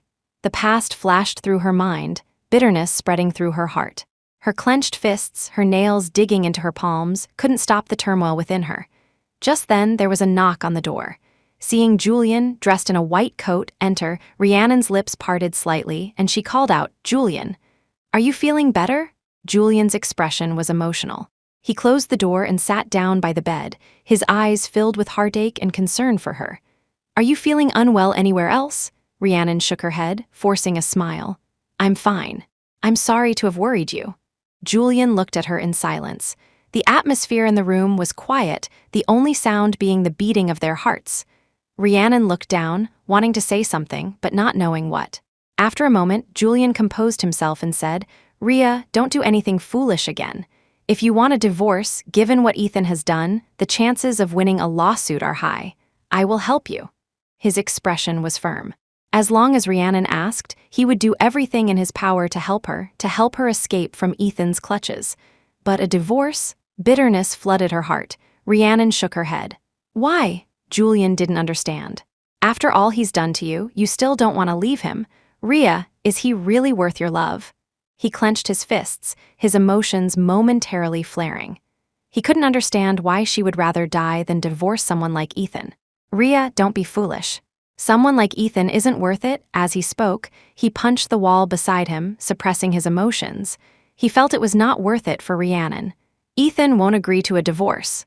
Chapter 20. "Ethan Donovan, did you ever love me?" Julian was stunned. Rhiannon closed her eyes, a self-deprecating smile on her lips. "I've asked him. He won't agree. Julian, if he doesn't agree, no matter what I do, it's useless." They had all known each other since they were young. The city of Kingsbridge was not that big, but not that small either. The Donovan family was now the richest in the country, with a very strong background. And Ethan was known for being a man of his word, with ruthless methods. What he couldn't have, he destroyed. If he didn't agree to a divorce, Rhiannon would never be able to escape him. Just like her desire to save her child. After repeated failures, Rhiannon's heart was filled with nothing but despair and numbness. She placed her hand on her swollen belly, biting the inside of her cheek, unwilling to show her weakness and make Julian worry. "It's all my fault, I'm useless." Julian clenched his fists, his eyes filled with self-blame. Never before had he hated his own powerlessness so much, unable to protect the woman he loved. He could only watch as she suffered in hell. Rhiannon saw his self-blame and took his fist in her hand. Julian was slightly taken aback and looked at her. Rhiannon forced a smile. "Ethan has agreed to let me have the baby. I won't do anything foolish again. Julian, don't worry about me and don't waste any more time on me." She wasn't stupid. She could see Julian's feelings for her. But it was too late. Her heart had already been given to Ethan, and he had broken it into 1,000 pieces. She couldn't reciprocate Julian's feelings, nor did she want him to waste any more time and energy on her. She wasn't worthy of him being so good to her. Julian's body trembled, his handsome face filled with self-derision and bitterness. Before he could speak, Rhiannon pulled her hand back and, looking down, said, "I'm a little tired, Julian. You should get back to work. I want to sleep for a while." She closed her eyes, clearly not wanting to discuss these upsetting topics anymore. A lump formed in Julian's throat. He stood up. Before he had taken 2 steps, he turned back to Rhiannon and said, "Rhea, we've known each other since we were kids. Even if you reject my feelings, we're still friends. If you need help with anything, just ask. If you don't say anything, it will only make me worry more." With that, he turned and left the room, not wanting to disturb her. Her body was too weak. Rhiannon lay in bed and soon fell asleep again. In the afternoon, Victoria Donovan came to visit. Seeing her asleep, she didn't say much, just placed the chicken soup she had brought on the nightstand and left. After she left, Rhiannon secretly breathed a sigh of relief. At this point, she didn't want to face Ethan or anyone from the Donovan family. She was too tired. Her heart felt as if it were being crushed by 1,000 stones, almost suffocating her. All Rhiannon wanted was peace and quiet, to be left alone. That night, Ethan came again, as expected. "The nurse said you haven't eaten all day." "I'm not hungry." "You're not hungry, but isn't the little thing in your belly hungry?" Ethan's handsome face was his usual cold self. His tall frame stood by the bed, looking down at the weak Rhiannon. "Rhiannon, I've already agreed to let you have the baby. What more do you want? You were willing to die for this embryo, and now that I've agreed, you're still not satisfied. Even if you don't care about your own body, don't you care about your child?" The man's words of accusation reached her ears, and Rhiannon's clenched fists trembled slightly. Yes, she should be strong for her child. But why did she feel so tired? Ethan's thin lips tightened. He composed himself, his voice hoarse as he asked, Rhiannon, what more do you want? Yes, what more do I want? Rhiannon lifted her pale face, a scornful smile on her white lips.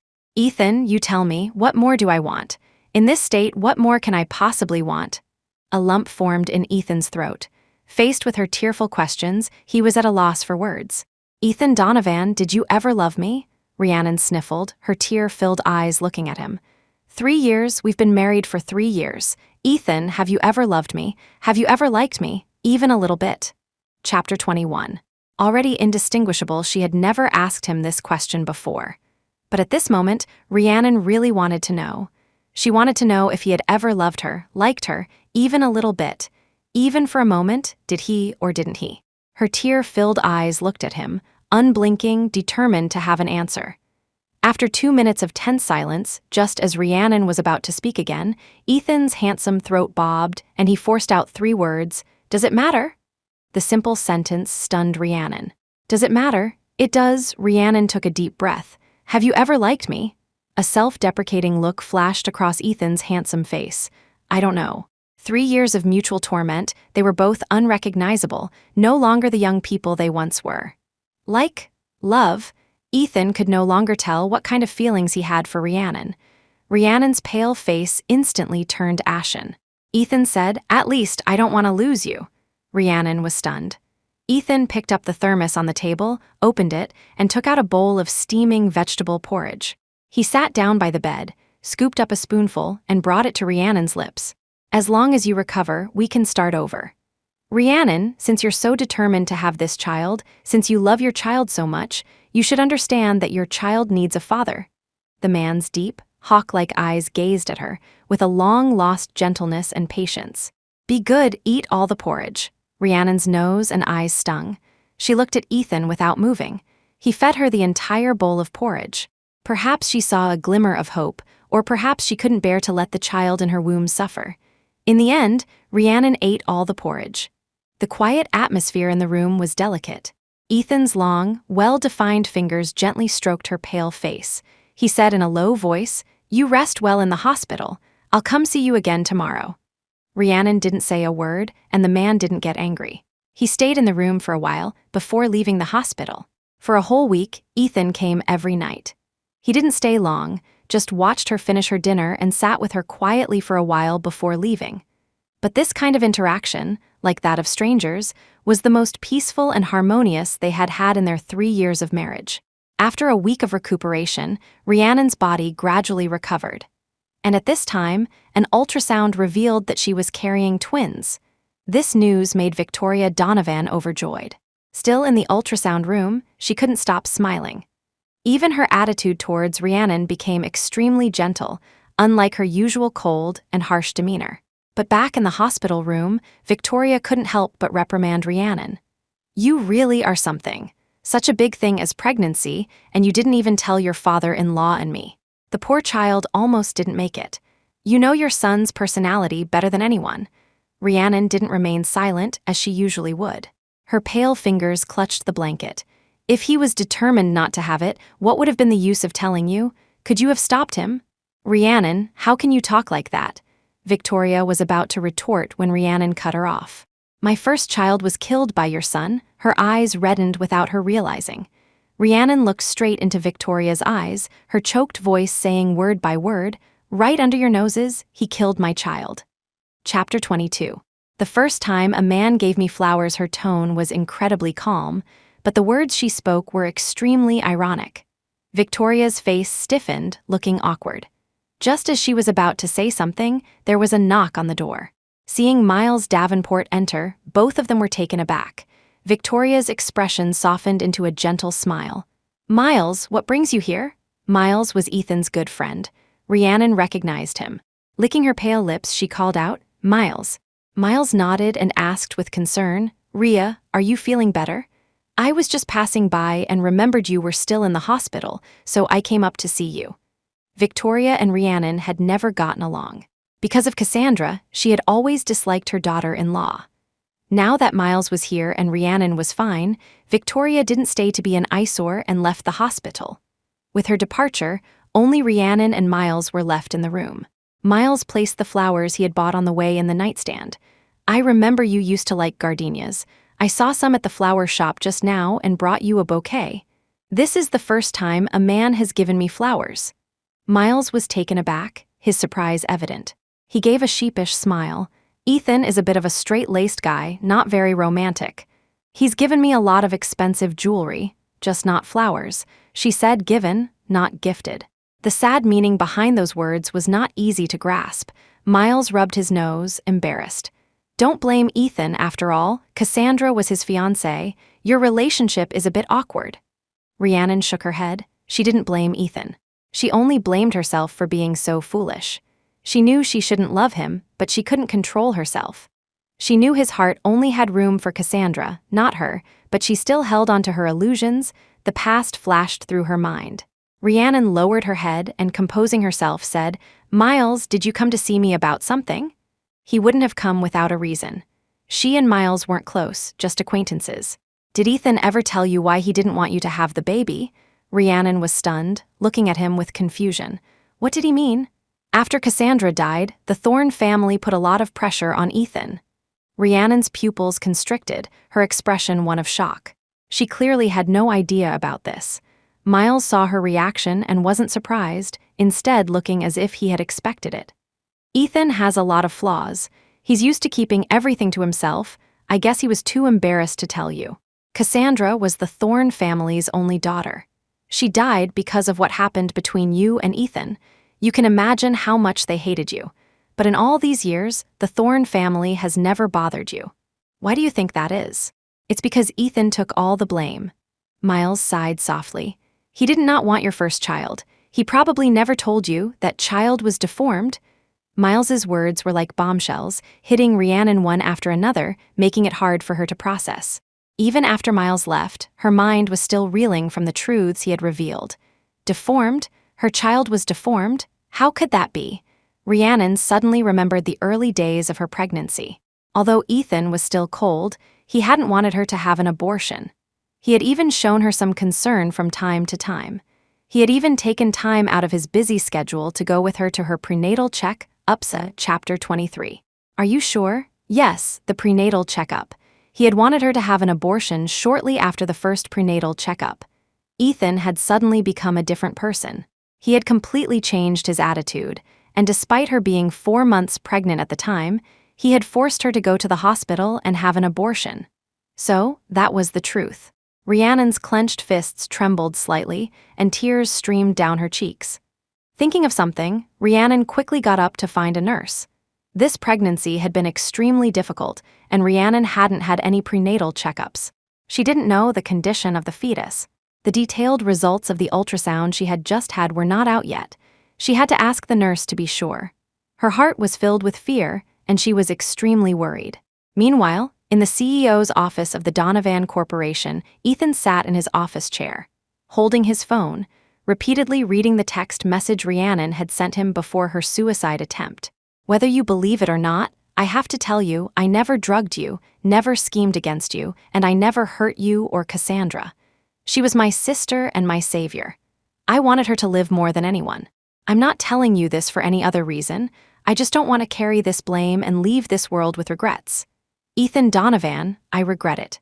I regret falling in love with you. I regret marrying you. I regret not having your iron heart, not killing the child from the very beginning, so that we wouldn't have had to torture each other, to suffer until we became so unrecognizable. But what I regret more, what I hate more, is that even at this point, I still love you.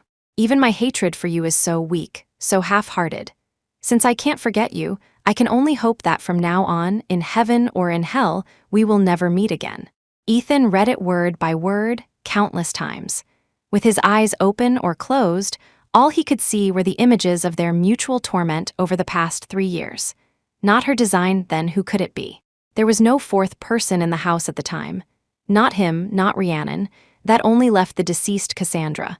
But how could that be? Cassandra and Rhiannon were close. Why would she do something like that? Even using her own life. Ethan's fists clenched so tightly that his knuckles cracked. The pen he was playing with snapped and fell on the desk with a sharp crack. A thought suddenly occurred to him, and Ethan found it incredible. Suddenly, there was a knock on the door. Ethan turned off his phone screen and said, "Come in." Lyndon Hayes came in with some documents that needed signing and placed them in front of Ethan. Thinking of something, he said respectfully, "President Donovan, the hospital just called. The prenatal report is out, Mrs. Donovan is carrying twins and they are very healthy." Ethan breathed a sigh of relief, but he was still a little worried. He frowned and said, "Are you sure?" Lyndon nodded. "She's had 2 prenatal checkups, and the results have been very good. It's just that Mrs. Donovan is very weak and needs to rest and recover." After a pause, Lyndon added, "She'll be under observation in the hospital for a few more days. If there are no major issues, she can be discharged." Ethan nodded but still said, "Arrange another prenatal checkup. There can be no mistakes." Thinking of the prenatal report from 2 or 3 years ago and the image of the deformed baby on the ultrasound, Lyndon still felt a chill down his spine. He understood Ethan's caution. He agreed and was about to leave the office when Ethan suddenly stopped him. Lyndon was confused. When he heard the man's instructions, his face changed drastically. He nodded and said, "Yes, I will investigate thoroughly." Chapter 24, Your scheme is profound, the night was deep. In her half-asleep state, Rhiannon felt someone staring at her. The stare was so intense that it made her feel uneasy even in her sleep. She groggily opened her eyes. The bright light made her frown, and she forced her eyes open. Seeing the person standing before her, Rhiannon's pupils constricted, and she was instantly wide awake. "Sister," she cried out, unable to believe it. Was she not awake yet? Otherwise, how could the deceased Cassandra be standing before her? Was it a ghost? She stared blankly, her lips trembling. Cassandra stood by the bed, her hand reaching out to stroke Rhiannon's pale face. "Do you think I'm a person or a ghost?" "Sister, you're not dead." Rhiannon's voice trembled with disbelief. The person before her was dressed in a simple shirt and black casual pants, with a long, army green trench coat. Her once long hair was now a short, androgynous cut, making her look like a handsome young man.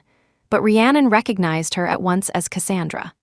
This face, the face that always appeared in her dreams in the middle of the night, she would never forget it. Her hand was warm, not a ghost's. Tears welled up in her eyes without her realizing. Rhiannon's nose tingled, and she threw herself into Cassandra's arms, hugging her tightly. "You're not dead, you're not dead. Sister, are you really not dead?" Caught off guard by the embrace, Cassandra's body stiffened. "Rhiannon, you? Why did you only appear now? Sister, where have you been? I thought you were dead." Her warm tears soaked through Cassandra's shirt. Cassandra was stunned, motionless. After a long moment, she looked down at the crying Rhiannon, her eyes filled with a complex mix of emotions and astonishment. This was completely different from what she had imagined. The words she had prepared, she couldn't get a single one out at this moment. She stared at Rhiannon and asked, word by word, "Rhiannon, don't you hate me?" They had grown up together. Cassandra knew that Rhiannon must have guessed the truth of what had happened back then.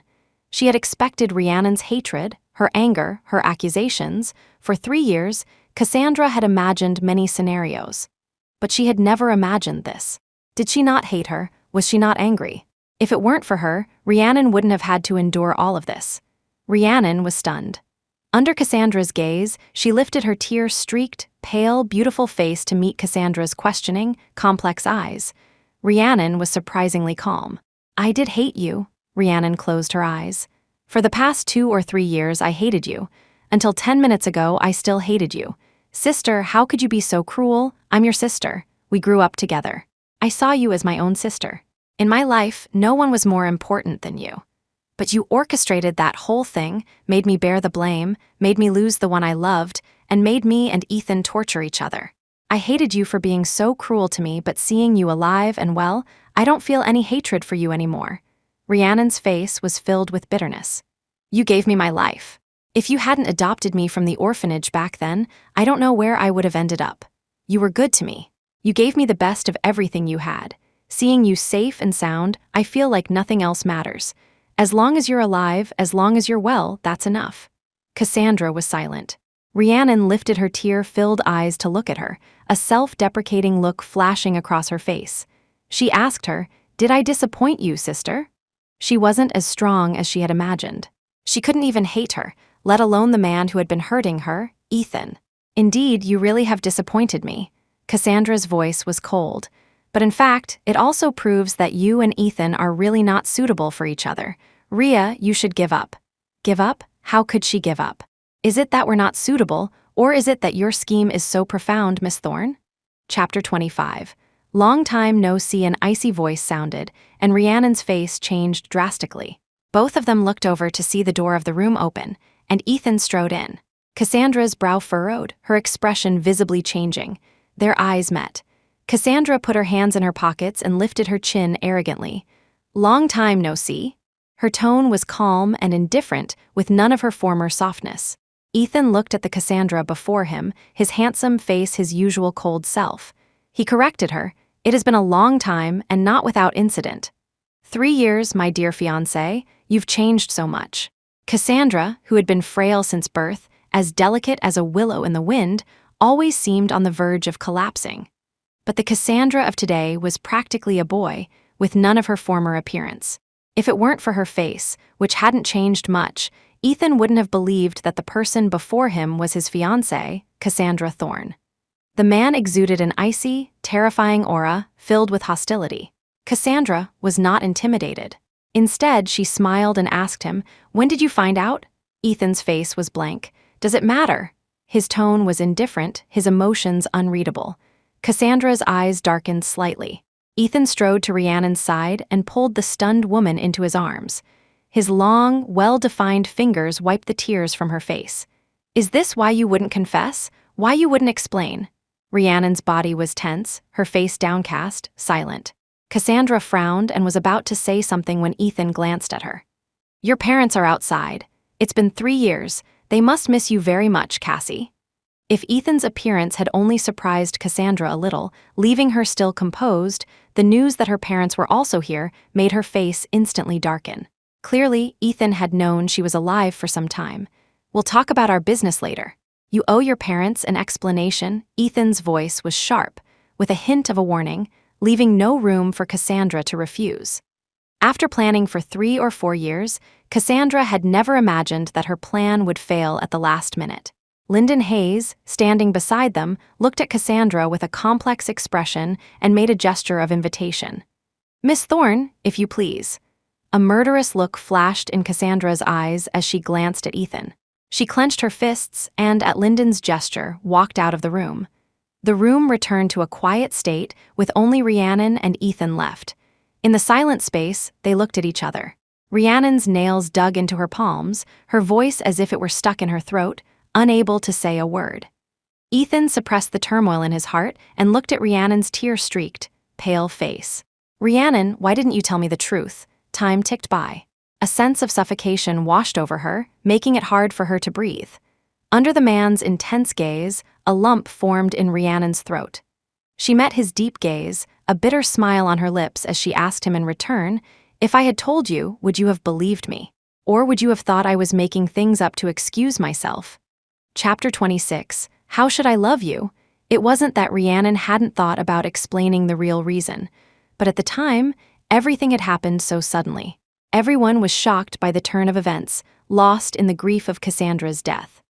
Lost in their hatred for her, for betraying her sister, for climbing into her future brother-in-law's bed, causing Cassandra's death. No one wanted to hear her explanation, and she had no way to explain the sudden turn of events and her innocence.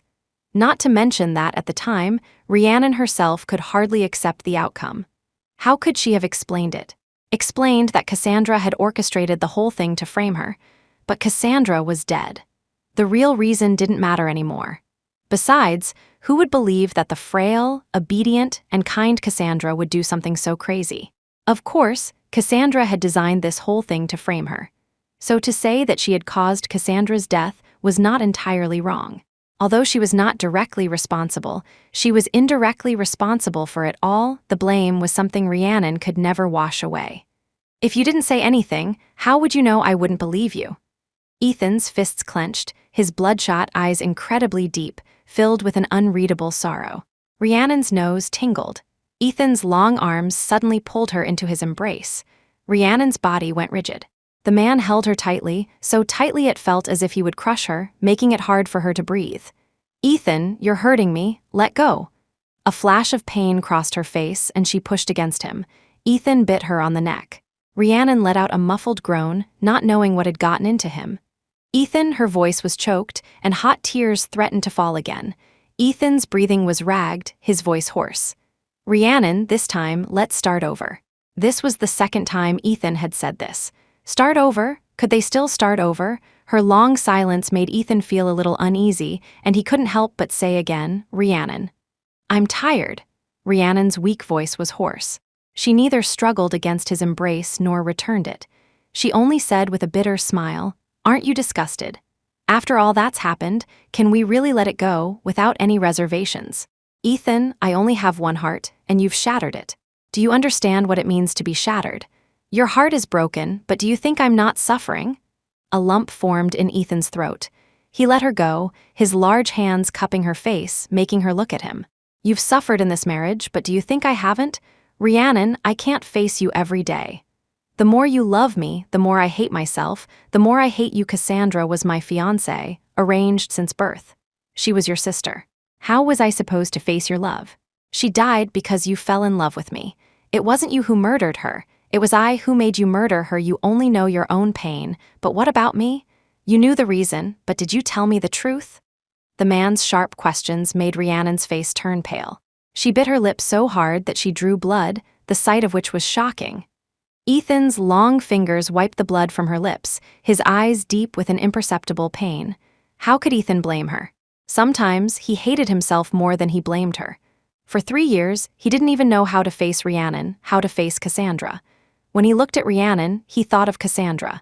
He thought of his gentle, kind fiancée. But as a man, he had married Rhiannon and he should have been good to her. But this marriage had come about in such a dark way. How could he be good to her? This torment was painful for Rhiannon, but was it not painful for him? Ethan closed his eyes, his voice turning hoarse. Yes, I hurt you. But for the past 3 years, how could I face you calmly?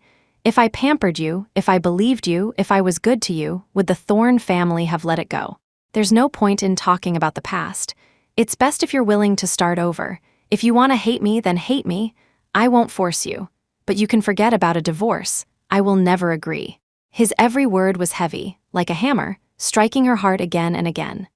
With a brute force that could not be stopped, he hammered marks into her heart, making her remember him deeply, so that she would never, ever forget him, so that he would be etched into her heart forever. Chapter 27. Is this a confession? Rhiannon's eyes widened, her voice as if it were stuck in her throat, unable to utter a single word. She stared at Ethan, unable to recover from his words. Until the man took her away from the hospital and back to the villa, their so-called new home, they didn't exchange a single word. Ethan carried her all the way to the second-floor bedroom and placed her on the bed. Your children are healthy. You'll rest here until they're born. No one will bother you.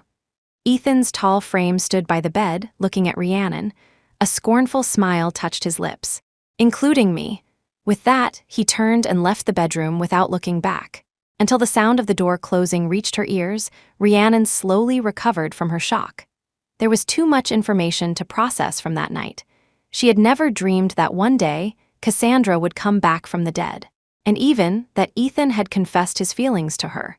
For the next month and a half, as Ethan had said, no one bothered Rhiannon except for the servants and the family doctor he had arranged. She was like a forgotten person in this villa, living a life of seclusion. The unprecedented peace did not bring Rhiannon the relief she had imagined. The only saving grace was that Ethan had not confiscated her phone and computer this time, so she could still contact the outside world. But she didn't have many friends. Except for Julian, who occasionally chatted with her to check on her, her communication devices were practically useless. In this month and a half, Ethan had not come to the villa, nor had he even called her. And the person who made her anxious, Cassandra, had not appeared either. This quiet made it impossible for Rhiannon to know what was happening outside. Until 2 months after she returned to the villa, one late night, Ethan was brought to the villa by Miles, drunk. The drunken man staggered back to the bedroom and lay down beside her. Waking from her sleep, Rhiannon was stunned to see the drunken man beside her. She frowned. Ethan, you... Before she could finish, the man's long arm wrapped around her, pulling her into his embrace. Her body stiffened. The man held her tightly, his face buried in her neck, muttering, "Don't move, let me hold you." He nuzzled her, a playful gesture, his short, dark hair tickling her. She frowned and pushed him a few times. Feeling his strong, steady heartbeat, she didn't push him away. After a long while, seeing that the man wasn't making any other moves, Rhiannon couldn't help but frown. "It's late, Ethan. You should go take a shower." The man reeked of smoke and alcohol, which made Rhiannon uncomfortable. Especially since she was pregnant, she was even more sensitive to such strong smells. After a while, not hearing a response, Rhiannon turned to look and found that Ethan had already fallen asleep. His large hand was still around her, forcing her to lie on his chest. His grip was too strong, and Rhiannon couldn't push him away. Being pregnant made her sleepy, and it was already late. Feeling his presence, Rhiannon soon fell asleep again. When she woke up, it was already the next morning. Looking at the man still lying beside her, Rhiannon's expression grew even more complex.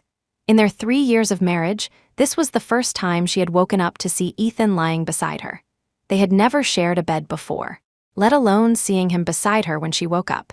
Even when she went to sleep, he wouldn't lie in the same bed with her. He was either not home, or he would spend the night in the study. The morning sun streamed in through the partially drawn curtains, casting a faint glow on the man, making his features look picturesque. His chiseled jawline smooth and incredibly handsome. Compared to before their marriage, he had matured a lot, with the steady charm of a mature man. He was her husband of 3 years, yet at this moment, looking at him, Rhiannon felt a sense of unfamiliarity. As if she had never known him, Chapter 28, I'm not awake, or perhaps, in the past 3 years, she had never seen him so calm. Compared to his usual cold and harsh demeanor, he now looked more like a young man in his late 20s. Her thoughts were in a jumble. Rhiannon stared at him in a daze. Suddenly, a strong arm wrapped around her waist. She was taken aback, and before she could react, her body was pulled into the man's strong embrace. The faint smell of smoke and alcohol washed over her. Rhiannon's body stiffened, and the man nuzzled his chin against her forehead. His voice, hoarse from just waking up, was lazy and magnetic. "Why are you awake so early?" The charming voice, the hot breath, made Rhiannon's ears burn and her brow furrowed. Clenching her fists, Rhiannon closed her eyes and, as calmly as she could, said, "You smell strongly." Ethan was taken aback. He sniffed himself, and the strong smell made even him frown. A look of embarrassment crossed his handsome face, and he said apologetically, "Sorry, I drank too much last night and didn't shower." Ethan was actually a neat freak, always impeccable. Rhiannon had only seen him so disheveled twice. Once was when Cassandra died. The second time was now. A lump formed in Rhiannon's throat. Seeing that the man was silent and not moving, she thought he had fallen asleep again. She pushed him. "Go take a shower." "Ethan, don't pretend you're awake." Rhiannon bit her lip, annoyed. Ethan said, "I'm not awake." His firm tone made Rhiannon's pupils constrict, unable to believe he was lying with his eyes open. But Ethan held her tightly in his arms, his face buried in her neck, nuzzling her. "If I were awake, how could you be in my arms?" His hoarse voice held a hint of self-derision that was hard to detect. Rhiannon bit her lip and said nothing, her eyes stinging without her realizing, her head bowed. Suddenly, the man's large, well-defined hand rested on her swollen belly. Rhiannon's body stiffened slightly. The man gently stroked her round belly, feeling the baby move. He said, "The child from 3 years ago was deformed. The doctor said it was because of the long-term medication you were taking. Your body is not suitable for pregnancy." The man's words hit Rhiannon like a thunderbolt. She turned her head sharply to look at him. "I never took any. It was Cassandra." Rhiannon's mind went blank. "I'm sorry, Rhiannon. I was childish and selfish. I didn't consider your feelings and made decisions for you on my own."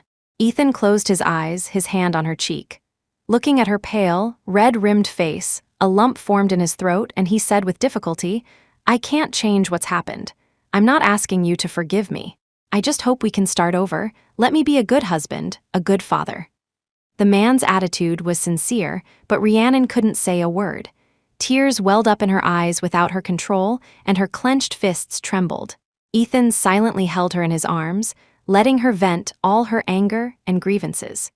She had already heard a little about the truth of why Ethan had forced her to abort the first child from Miles, but she had never thought it had anything to do with Cassandra. The problem was with her. How could she be so cruel? Just to make her hate Ethan, to make her give up on him? A lump formed in Rhiannon's throat, her heart as if it were being squeezed by an invisible hand, almost suffocating her. Her small, pale hands clutched Ethan's shirt.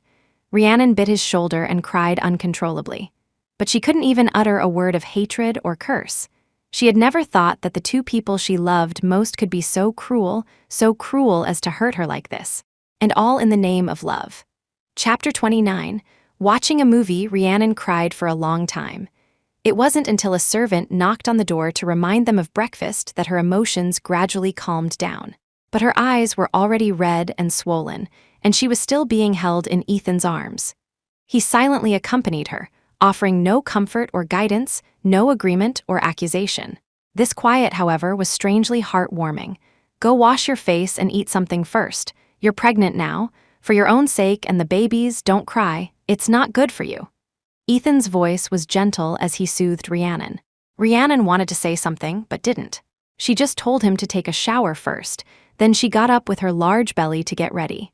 For the past 2 months, Ethan hadn't been to the villa.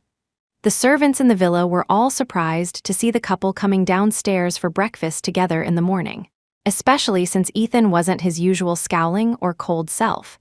He was like a breath of fresh spring air, a completely different person, which was truly shocking. Ethan paid no mind to the others' stares. During breakfast, the two of them barely spoke. But Ethan kept putting food in Rhiannon's bowl, his actions gentle and meticulous. It wasn't until breakfast was over that Ethan finally spoke. "You haven't been out for a walk in a long time. The new year is in less than half a month. How about I take you out for a walk to clear your head?" For the past 2 months, Ethan hadn't restricted her freedom as he had before. But because of her pregnancy, and after all the previous turmoil, even though the baby was further along, to be safe and prevent any accidents, Rhiannon hadn't gone out at all. Hearing this, she was a little tempted. But the thought of going with Ethan made her fall silent. She bit the inside of her cheek. Before she could speak, the man took her small, pale hand.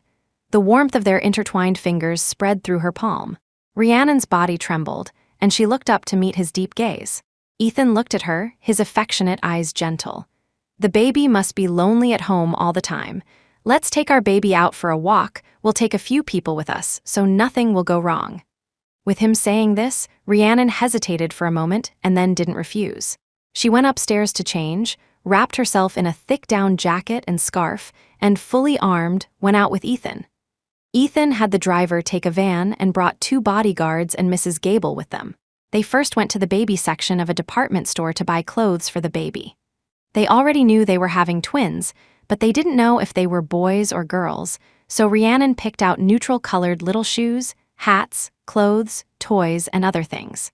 Perhaps it was a common trait of all expectant mothers.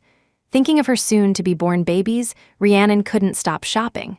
After a while, the shopping cart was almost full before she finally stopped. The bodyguards went to pay. As they passed a milk tea and ice cream shop, her cravings kicked in. She glanced at it a few times, hesitating, but Ethan had already taken her over and let her choose what she wanted. The man had offered, and she hadn't had milk tea in months. She was really craving it, so Rhiannon didn't hesitate and ordered a large taro milk tea. After paying, she held the milk tea and took a sip, very satisfied. Ethan then took her hand and led her to the movie theater. Her brow furrowed slightly, and she subconsciously looked at him. Ethan had one hand in his pocket. He turned to look at her, his eyes gentle as he asked, "What movie do you want to watch?" Chapter 30. "Don't be afraid, I'm here." Rhiannon didn't want to watch a movie. But the rare moment of peace, she didn't want to argue with him. Or perhaps she had never been shopping or to the movies with Ethan before. Rhiannon looked down. Anything is fine. Ethan had the bodyguard buy tickets for a currently popular comedy. It was a very cheerful movie, but halfway through, Rhiannon fell asleep leaning against her seat. Perhaps she hadn't slept well the night before, or perhaps she was tired from walking. The sound of the movie didn't bother her at all. Ethan gently let Rhiannon lean on his shoulder to sleep, enjoying the feeling of being relied on by her. At this moment, Ethan's heart was filled with an unprecedented complexity, and a sense of guilt and remorse that spread through his entire body. Never before had he felt so neglectful as a husband. For the past 2 or 3 years, had he been tormenting Rhiannon or himself? He knew her kindness, yet he had been so stubborn. When Rhiannon groggily woke up, she found that the movie had long since ended. The once packed theater was now empty except for her and Ethan, and she was leaning on his shoulder. Realizing this, Rhiannon quickly sat up straight. "Why didn't you wake me up?" Having just woken up, Rhiannon's voice was a little hoarse. Ethan crossed his long legs, his voice gentle. "You were sleeping so soundly, I couldn't bear to wake you." Rhiannon's lips pursed. Feeling his intense gaze, she took a deep breath. "Let's go back first." Ethan thought for a moment and then said slowly, "Cassandra's parents have invited us over to the Thorns for dinner." Beatrice and her husband already knew that Cassandra was not dead, but Rhiannon didn't know the details.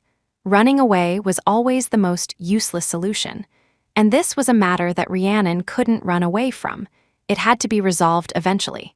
Since Ethan had brought it up, Rhiannon didn't try to avoid it. They left the movie theater and went straight to the Thorns' house. Ever since Cassandra's incident and her marriage to Ethan, Rhiannon had not been back to the Thorns. Because she was not their biological daughter, just an adopted one. And because Cassandra had died because of her, and she had married Cassandra's fiancé, the Thorns both hated her and didn't want to see her. Rhiannon had been sensible enough not to go looking for trouble. Now, returning to the Thorns, she felt a sense of unfamiliarity. Many of the servants at the Thorns had been replaced.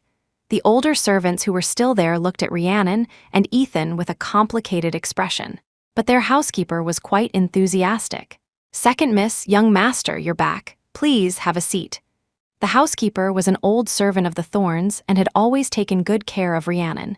Rhiannon nodded at her words. The words Mom and Dad were stuck in her throat, unable to come out. She forced a smile. "Are Mr. and Mrs. Thorn here?" Her distant address made the housekeeper pause for a moment.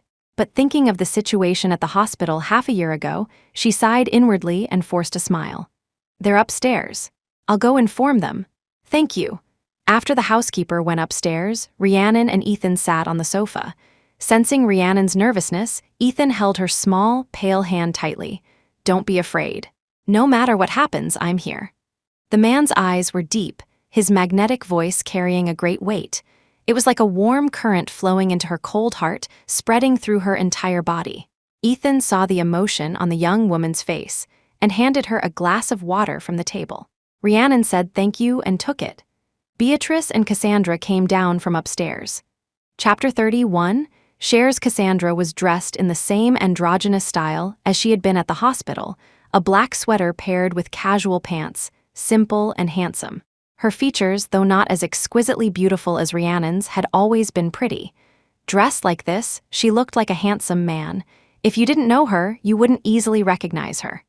"Madam, sister," Rhiannon stood up. Beatrice's expression was complex, with a hint of awkwardness, but she still said, "Your belly is so big, just sit down. Why are you standing?" As she spoke, she turned to the housekeeper and instructed, "The second miss and young master rarely come back. Go prepare dinner." "Yes." The housekeeper agreed and went to get busy. Cassandra helped Beatrice to the sofa, and the atmosphere became momentarily awkward. But Rhiannon couldn't help but notice Cassandra's gaze frequently falling on her. The words Ethan had said came to mind, and Rhiannon felt a sense of suffocation, unable to face Cassandra. Hate? Yes. Don't hate? Also yes. It was Cassandra who had chosen her from a group of children at the orphanage. Even though she was adopted, whatever Cassandra had, she also had a share. She remembered all the good things Cassandra had done for her, even though she knew that this kindness stemmed from other feelings. But she had accepted it. She owed the Thorn family, she owed Cassandra. If they wanted her life, Rhiannon wouldn't say a word. But the pain she had suffered was far more suffocating than taking her life. Beatrice took a sip of tea and said in a slightly calmer tone, "For the past 2 or 3 years, I was too emotional and put all the blame on you." Rhiannon was taken aback and didn't rush to speak. Beatrice looked at Rhiannon. "I never dreamed that the truth would be so absurd. Rhiannon, our family has wronged you. It was hard on you, to cover for her and save the Thorn family some face, to not make us a complete laughingstock. I apologize to you for my past misunderstandings and actions. Although you are not my biological daughter, I have always treated you as my own. If you are willing, our families can still interact as before. If you are not willing, I will not force you. Here are 10% of the company's shares. Consider it my dowry to you. a gift for the child in your womb. Please accept it, don't refuse." Rhiannon's heart was filled with complex emotions. She was even more shocked to see the share transfer agreement Beatrice handed her. The company was worth nearly $100 billion. Even if she didn't understand business, Rhiannon knew the value of 10% of the shares. She never expected that Beatrice would give her such a significant portion of the company. Rhiannon opened her mouth to say something, but Cassandra seemed to have read her mind and spoke first. "Since Mom is giving it to you, you should take it. Otherwise, we'll think you're unwilling to forgive us." Her eyes were fixed on Rhiannon, filled with too many emotions that Rhiannon couldn't understand. She subconsciously glanced at Ethan beside her. His handsome face was cold, his gaze fixed on Cassandra, exuding an icy aura. It was clear that Cassandra and Ethan had talked privately, perhaps more than once.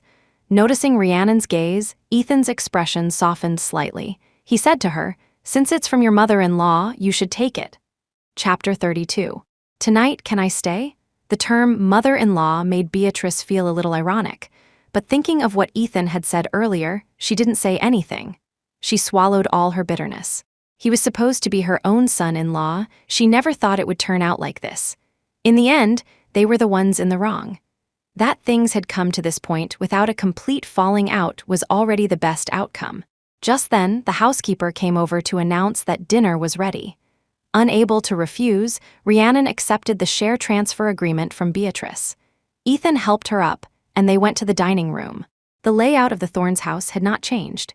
Even though she hadn't been back to the place where she had grown up for 2 or 3 years, Rhiannon didn't feel like a stranger. But she found it strange that she hadn't seen Reginald Thorn. She was curious, but at this moment, Rhiannon didn't ask. After dinner, they didn't stay long at the Thorns and went back to the villa. It was already past 7 in the evening. On the way back, Rhiannon fell asleep in the car. Ethan carried her to the bedroom in his arms. In fact, Rhiannon had woken up as soon as he picked her up. She didn't know what she was thinking, but in that moment of longing, she chose not to open her eyes and pretended to be asleep, letting him carry her back to the room so gently. When he placed her on the large bed, she didn't pretend anymore and opened her eyes. Awake! Ethan placed her on the bed and sat down beside her, looking at her. His handsome eyes were gentle, and his long fingers stroked her flushed face. Rhiannon's lips pursed, her bright eyes looking at him. "You talked to Cassandra and the others?" Ethan didn't deny it. Their eyes met. He said, "Cassandra will let it go." Looking at the silent Rhiannon, he said in a slightly calmer tone, "You were adopted by the Thorn family since you were a child, and you and Cassandra were like biological sisters. At this point, you don't want to have a falling out with them. Don't worry, as long as she can let it go, I can too." His words were a promise to Rhiannon. He would not pursue Cassandra's past actions. Rhiannon didn't know whether to feel relieved or something else. Time had passed, and her relationship with Cassandra could never go back to the way it was before. "I didn't see Reginald Thorn today." Beatrice divorced him. Rhiannon's pupils constricted. She clearly didn't know about this. How could they have divorced? In her memory, Beatrice and Reginald's relationship had always been good. How could they have suddenly divorced? Ethan didn't keep her in suspense or hide anything from her. Reginald Thorn had had an affair and had a pair of illegitimate children. Back then, Reginald had married up into the Thorn family, using Beatrice's family's funds to support his business. With Beatrice's help, he had reached his current position. Reginald had always wanted a son to inherit the family business. With Cassandra's death and Beatrice's heart condition, he thought his good days had come. For the past 2 or 3 years, he had often argued with Beatrice, and even started transferring assets, hoping to leave her with nothing. The heart attack 6 months ago was because Beatrice had discovered that Reginald was transferring assets and had been angered to the point of being hospitalized. Cassandra's death had been a huge blow to Beatrice, and she had lost the will to fight.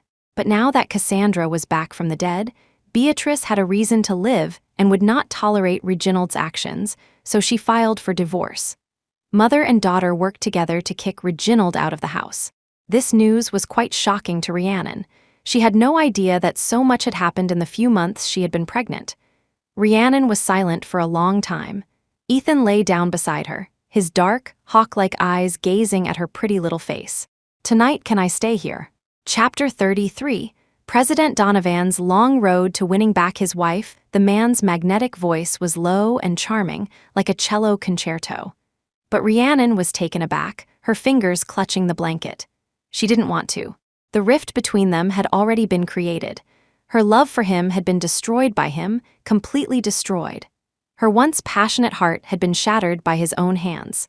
Even though it seemed that everything was in the past, and he was being unusually gentle and patient with her, no longer as cold as before, the wound was too deep. Even if they didn't get a divorce, even if they maintained this fragile marriage, Rhiannon didn't want to get too close to him again. Her heart was not as hard as his. Rhiannon knew very well that if they spent too much time together, with his gentle advances, she would soon fall for him again. This was not a result Rhiannon wanted to see. She didn't want to, and Ethan didn't force her. He left the villa at 9 that night. After the man left, Rhiannon secretly breathed a sigh of relief. But lying in the empty bed, she felt a little uneasy. She forced herself to sleep, but her mind was filled with the events of the day. She murmured to herself, "Rhiannon, don't be so cheap. Even if they were both at fault in the past, it wasn't all Ethan's fault." But he had been so cruel. He had almost destroyed her. How could she forgive him so easily? She clenched her fists, her resolve strengthening. Surprisingly, Ethan came to the villa every day after that to have dinner with her. Sometimes they would take a walk in the garden. Sometimes he would bring her milk tea and ice cream, or even a bouquet of flowers, and all sorts of interesting and exquisite things that girls would like. Even Mrs. Gable couldn't help but marvel that the young master had become a different person, trying all sorts of ways to please Rhiannon, as if they were in the honeymoon phase of their relationship. Rhiannon never said a word. She turned a blind eye to the things Ethan brought her. This went on for a whole month, tirelessly. But for the past 2 days, Ethan hadn't come. It was past 8 in the evening, and Ethan hadn't appeared. Thinking he had probably lost patience, Rhiannon finished her dinner and went back to her room. She was feeling a little agitated, so she read a parenting book to calm herself down. There was a knock on the door. Thinking it was Mrs. Gable, Rhiannon didn't even look up and said, "Come in," and continued reading. It wasn't until a bouquet of bright red roses was placed in front of her that she was taken aback. She suddenly looked up to see Ethan's handsome face. A smile touched Ethan's thin lips, his magnetic voice gentle. "I was passing by a flower shop and saw these and thought of you. What did you think of me?" Her brow furrowed slightly, with a hint of coldness. Ethan was taken aback, then said thoughtfully, "Roses have thorns. Mrs. Donovan has been keeping me at arm's length. Isn't that like a thorny rose? I didn't ask you to do this," Rhiannon said coldly, and then she was pulled into Ethan's arms. The familiar yet strange scent enveloped her. She was startled, her small, pale hands clenching into fists. "Ethan, you?" "Rhea," Ethan suddenly called her. The intimate address made Rhiannon freeze. Ethan buried his head in her neck and said apologetically, "Don't be angry. I didn't mean not to come yesterday. There was an emergency at the branch office. I was in meetings all day and it was very late, so I didn't want to disturb you. Don't be angry with me, okay? I'll come every day from now on, and even if something comes up, I'll let you know in advance." Chapter 34. Thank you for your hard work, my wife. His heartfelt apology whispered in her ear, and Rhiannon's brow furrowed. "I didn't, Before she could finish, the man suddenly kissed her. The man's kiss was domineering, not gentle, conquering her city. Rhiannon's pupils constricted. Before she could react, she was pushed down onto the sofa, a charged atmosphere spread, and her face turned as red as a cherry. "Ethan," Ethan pulled away from her lips, his voice hoarse and low. "Say my name." His deep eyes were like a vortex, as if a single careless moment would be enough to suck her in. His scent, with a hint of nicotine, was intoxicating. Rhiannon bit her lip and looked down. She still wouldn't call him by his intimate name, but her attitude was clearly much gentler and calmer than before. "Rhea, I'm sorry I hurt you so much back then. I admit I was childish, selfish, and thoughtless. I will change. I will be good to you and our 3 children from now on. I will never bully you like that again. Please give me a chance to reform, to be a good father, a good dad, okay?" He apologized to her with deep affection, begging for her forgiveness. He had truly realized his mistake. Rhiannon's eyes reddened. When she didn't respond for a long time, Ethan called her, "Rhea." Just as she was about to say something, Rhiannon placed her hand on her swollen belly and frowned. "Ethan, my stomach hurts. I think I'm going into labor." Ethan's face changed drastically. He didn't care about anything else and quickly picked up Rhiannon and rushed to the hospital. Her due date was next week, and they had planned to go to the hospital in a couple of days. She didn't expect it to be so soon. By the time they got to the hospital, her water had already broken. She was immediately sent to the delivery room. Ethan waited outside the delivery room, listening to the sounds of childbirth, Rhiannon's heart-wrenching screams. The man's handsome face was tense, his heart in his throat. From not wanting this child to looking forward to it, Ethan's feelings were complex. At this moment, all he wanted was for Rhiannon to be safe. He could do without the child. He just wanted this woman to be well, to be with him always, in life and in death. Thankfully, the delivery was relatively smooth. After 2 or 3 hours, Rhiannon gave birth to a pair of fraternal twins. The man immediately rushed into the delivery room, ignoring the mess, not even glancing at the 2 newborn babies. Seeing Rhiannon lying on the operating table, her face pale and covered in sweat, he rushed forward and held her tightly in his arms. "Thank goodness you're okay." Rhiannon could feel the man's nervousness without reservation. Hot tears streamed down the corners of her eyes. She said weakly, "I'm fine, you should go out first." She had just given birth and was a mess. Rhiannon didn't want him to see her like this, but the man didn't care at all. He kissed her on the forehead. "Thank you for your hard work, my wife." A sudden warmth filled Rhiannon's heart, and she no longer resisted his closeness. Having just given birth, and to twins, Rhiannon's body was extremely weak. After being transferred to a private room, she fell asleep. Ethan didn't leave either, staying with her in the hospital all night. Rhiannon woke up a few times in a daze. Each time she saw Ethan beside her, she would fall back asleep peacefully. It wasn't until the next morning that Victoria and her husband arrived at the hospital. Seeing their healthy grandson and granddaughter, Victoria was overjoyed. Reminded by Ethan, she composed herself a little. Holding her grandson, she cleared her throat and said to Rhiannon with a smile, "Thank you for your hard work. Are you feeling unwell anywhere else? If you need anything, just ask Ethan or your father-in-law and me." Chapter 35. The grand wedding he owed her the end, Rhiannon grunted in acknowledgement, unable to say more. Her relationship with Victoria had been strained for a long time. It would be awkward for both of them if she suddenly started acting friendly. Having just given birth, her energy was depleted. She stayed in the hospital for half a month to recuperate before being discharged. During this time, Beatrice and Cassandra came to visit, and Julian also came a few times.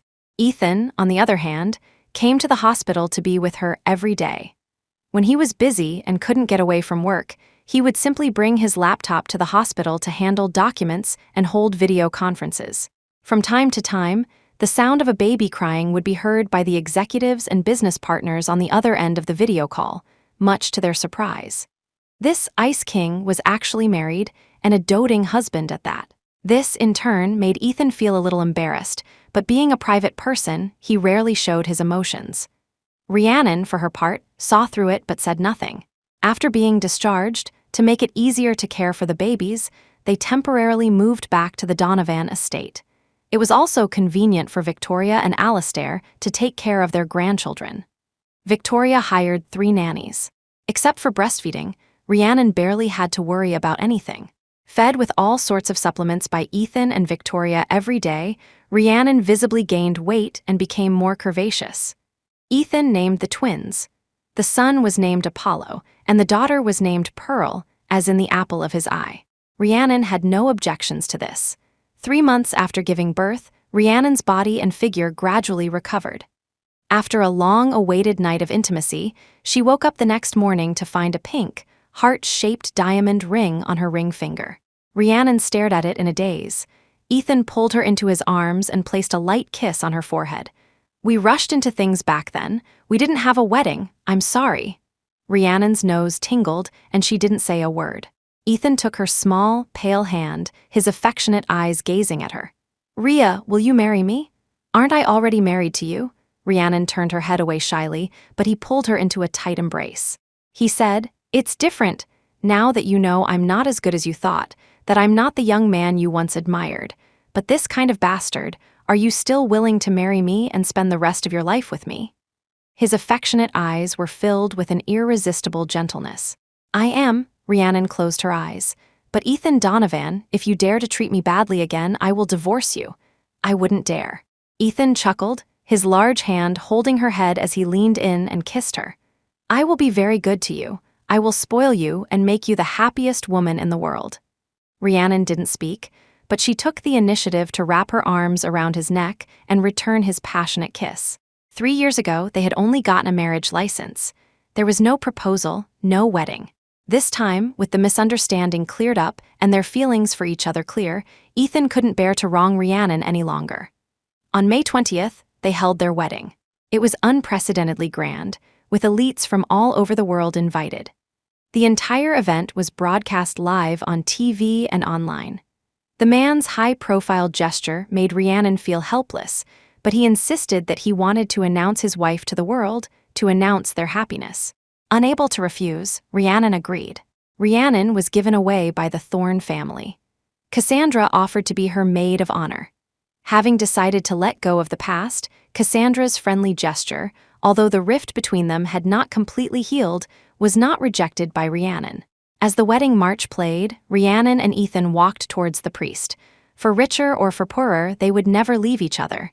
They both said, "I do," the priest smiled. Exchange rings, the groom may now kiss the bride. Ethan's long fingers gently stroked her face. He leaned in and kissed her, saying with deep affection, "Rhiannon, I love you." Amidst the thunderous applause of the guests, Rhiannon whispered, "I love you too, Ethan Donovan." The end.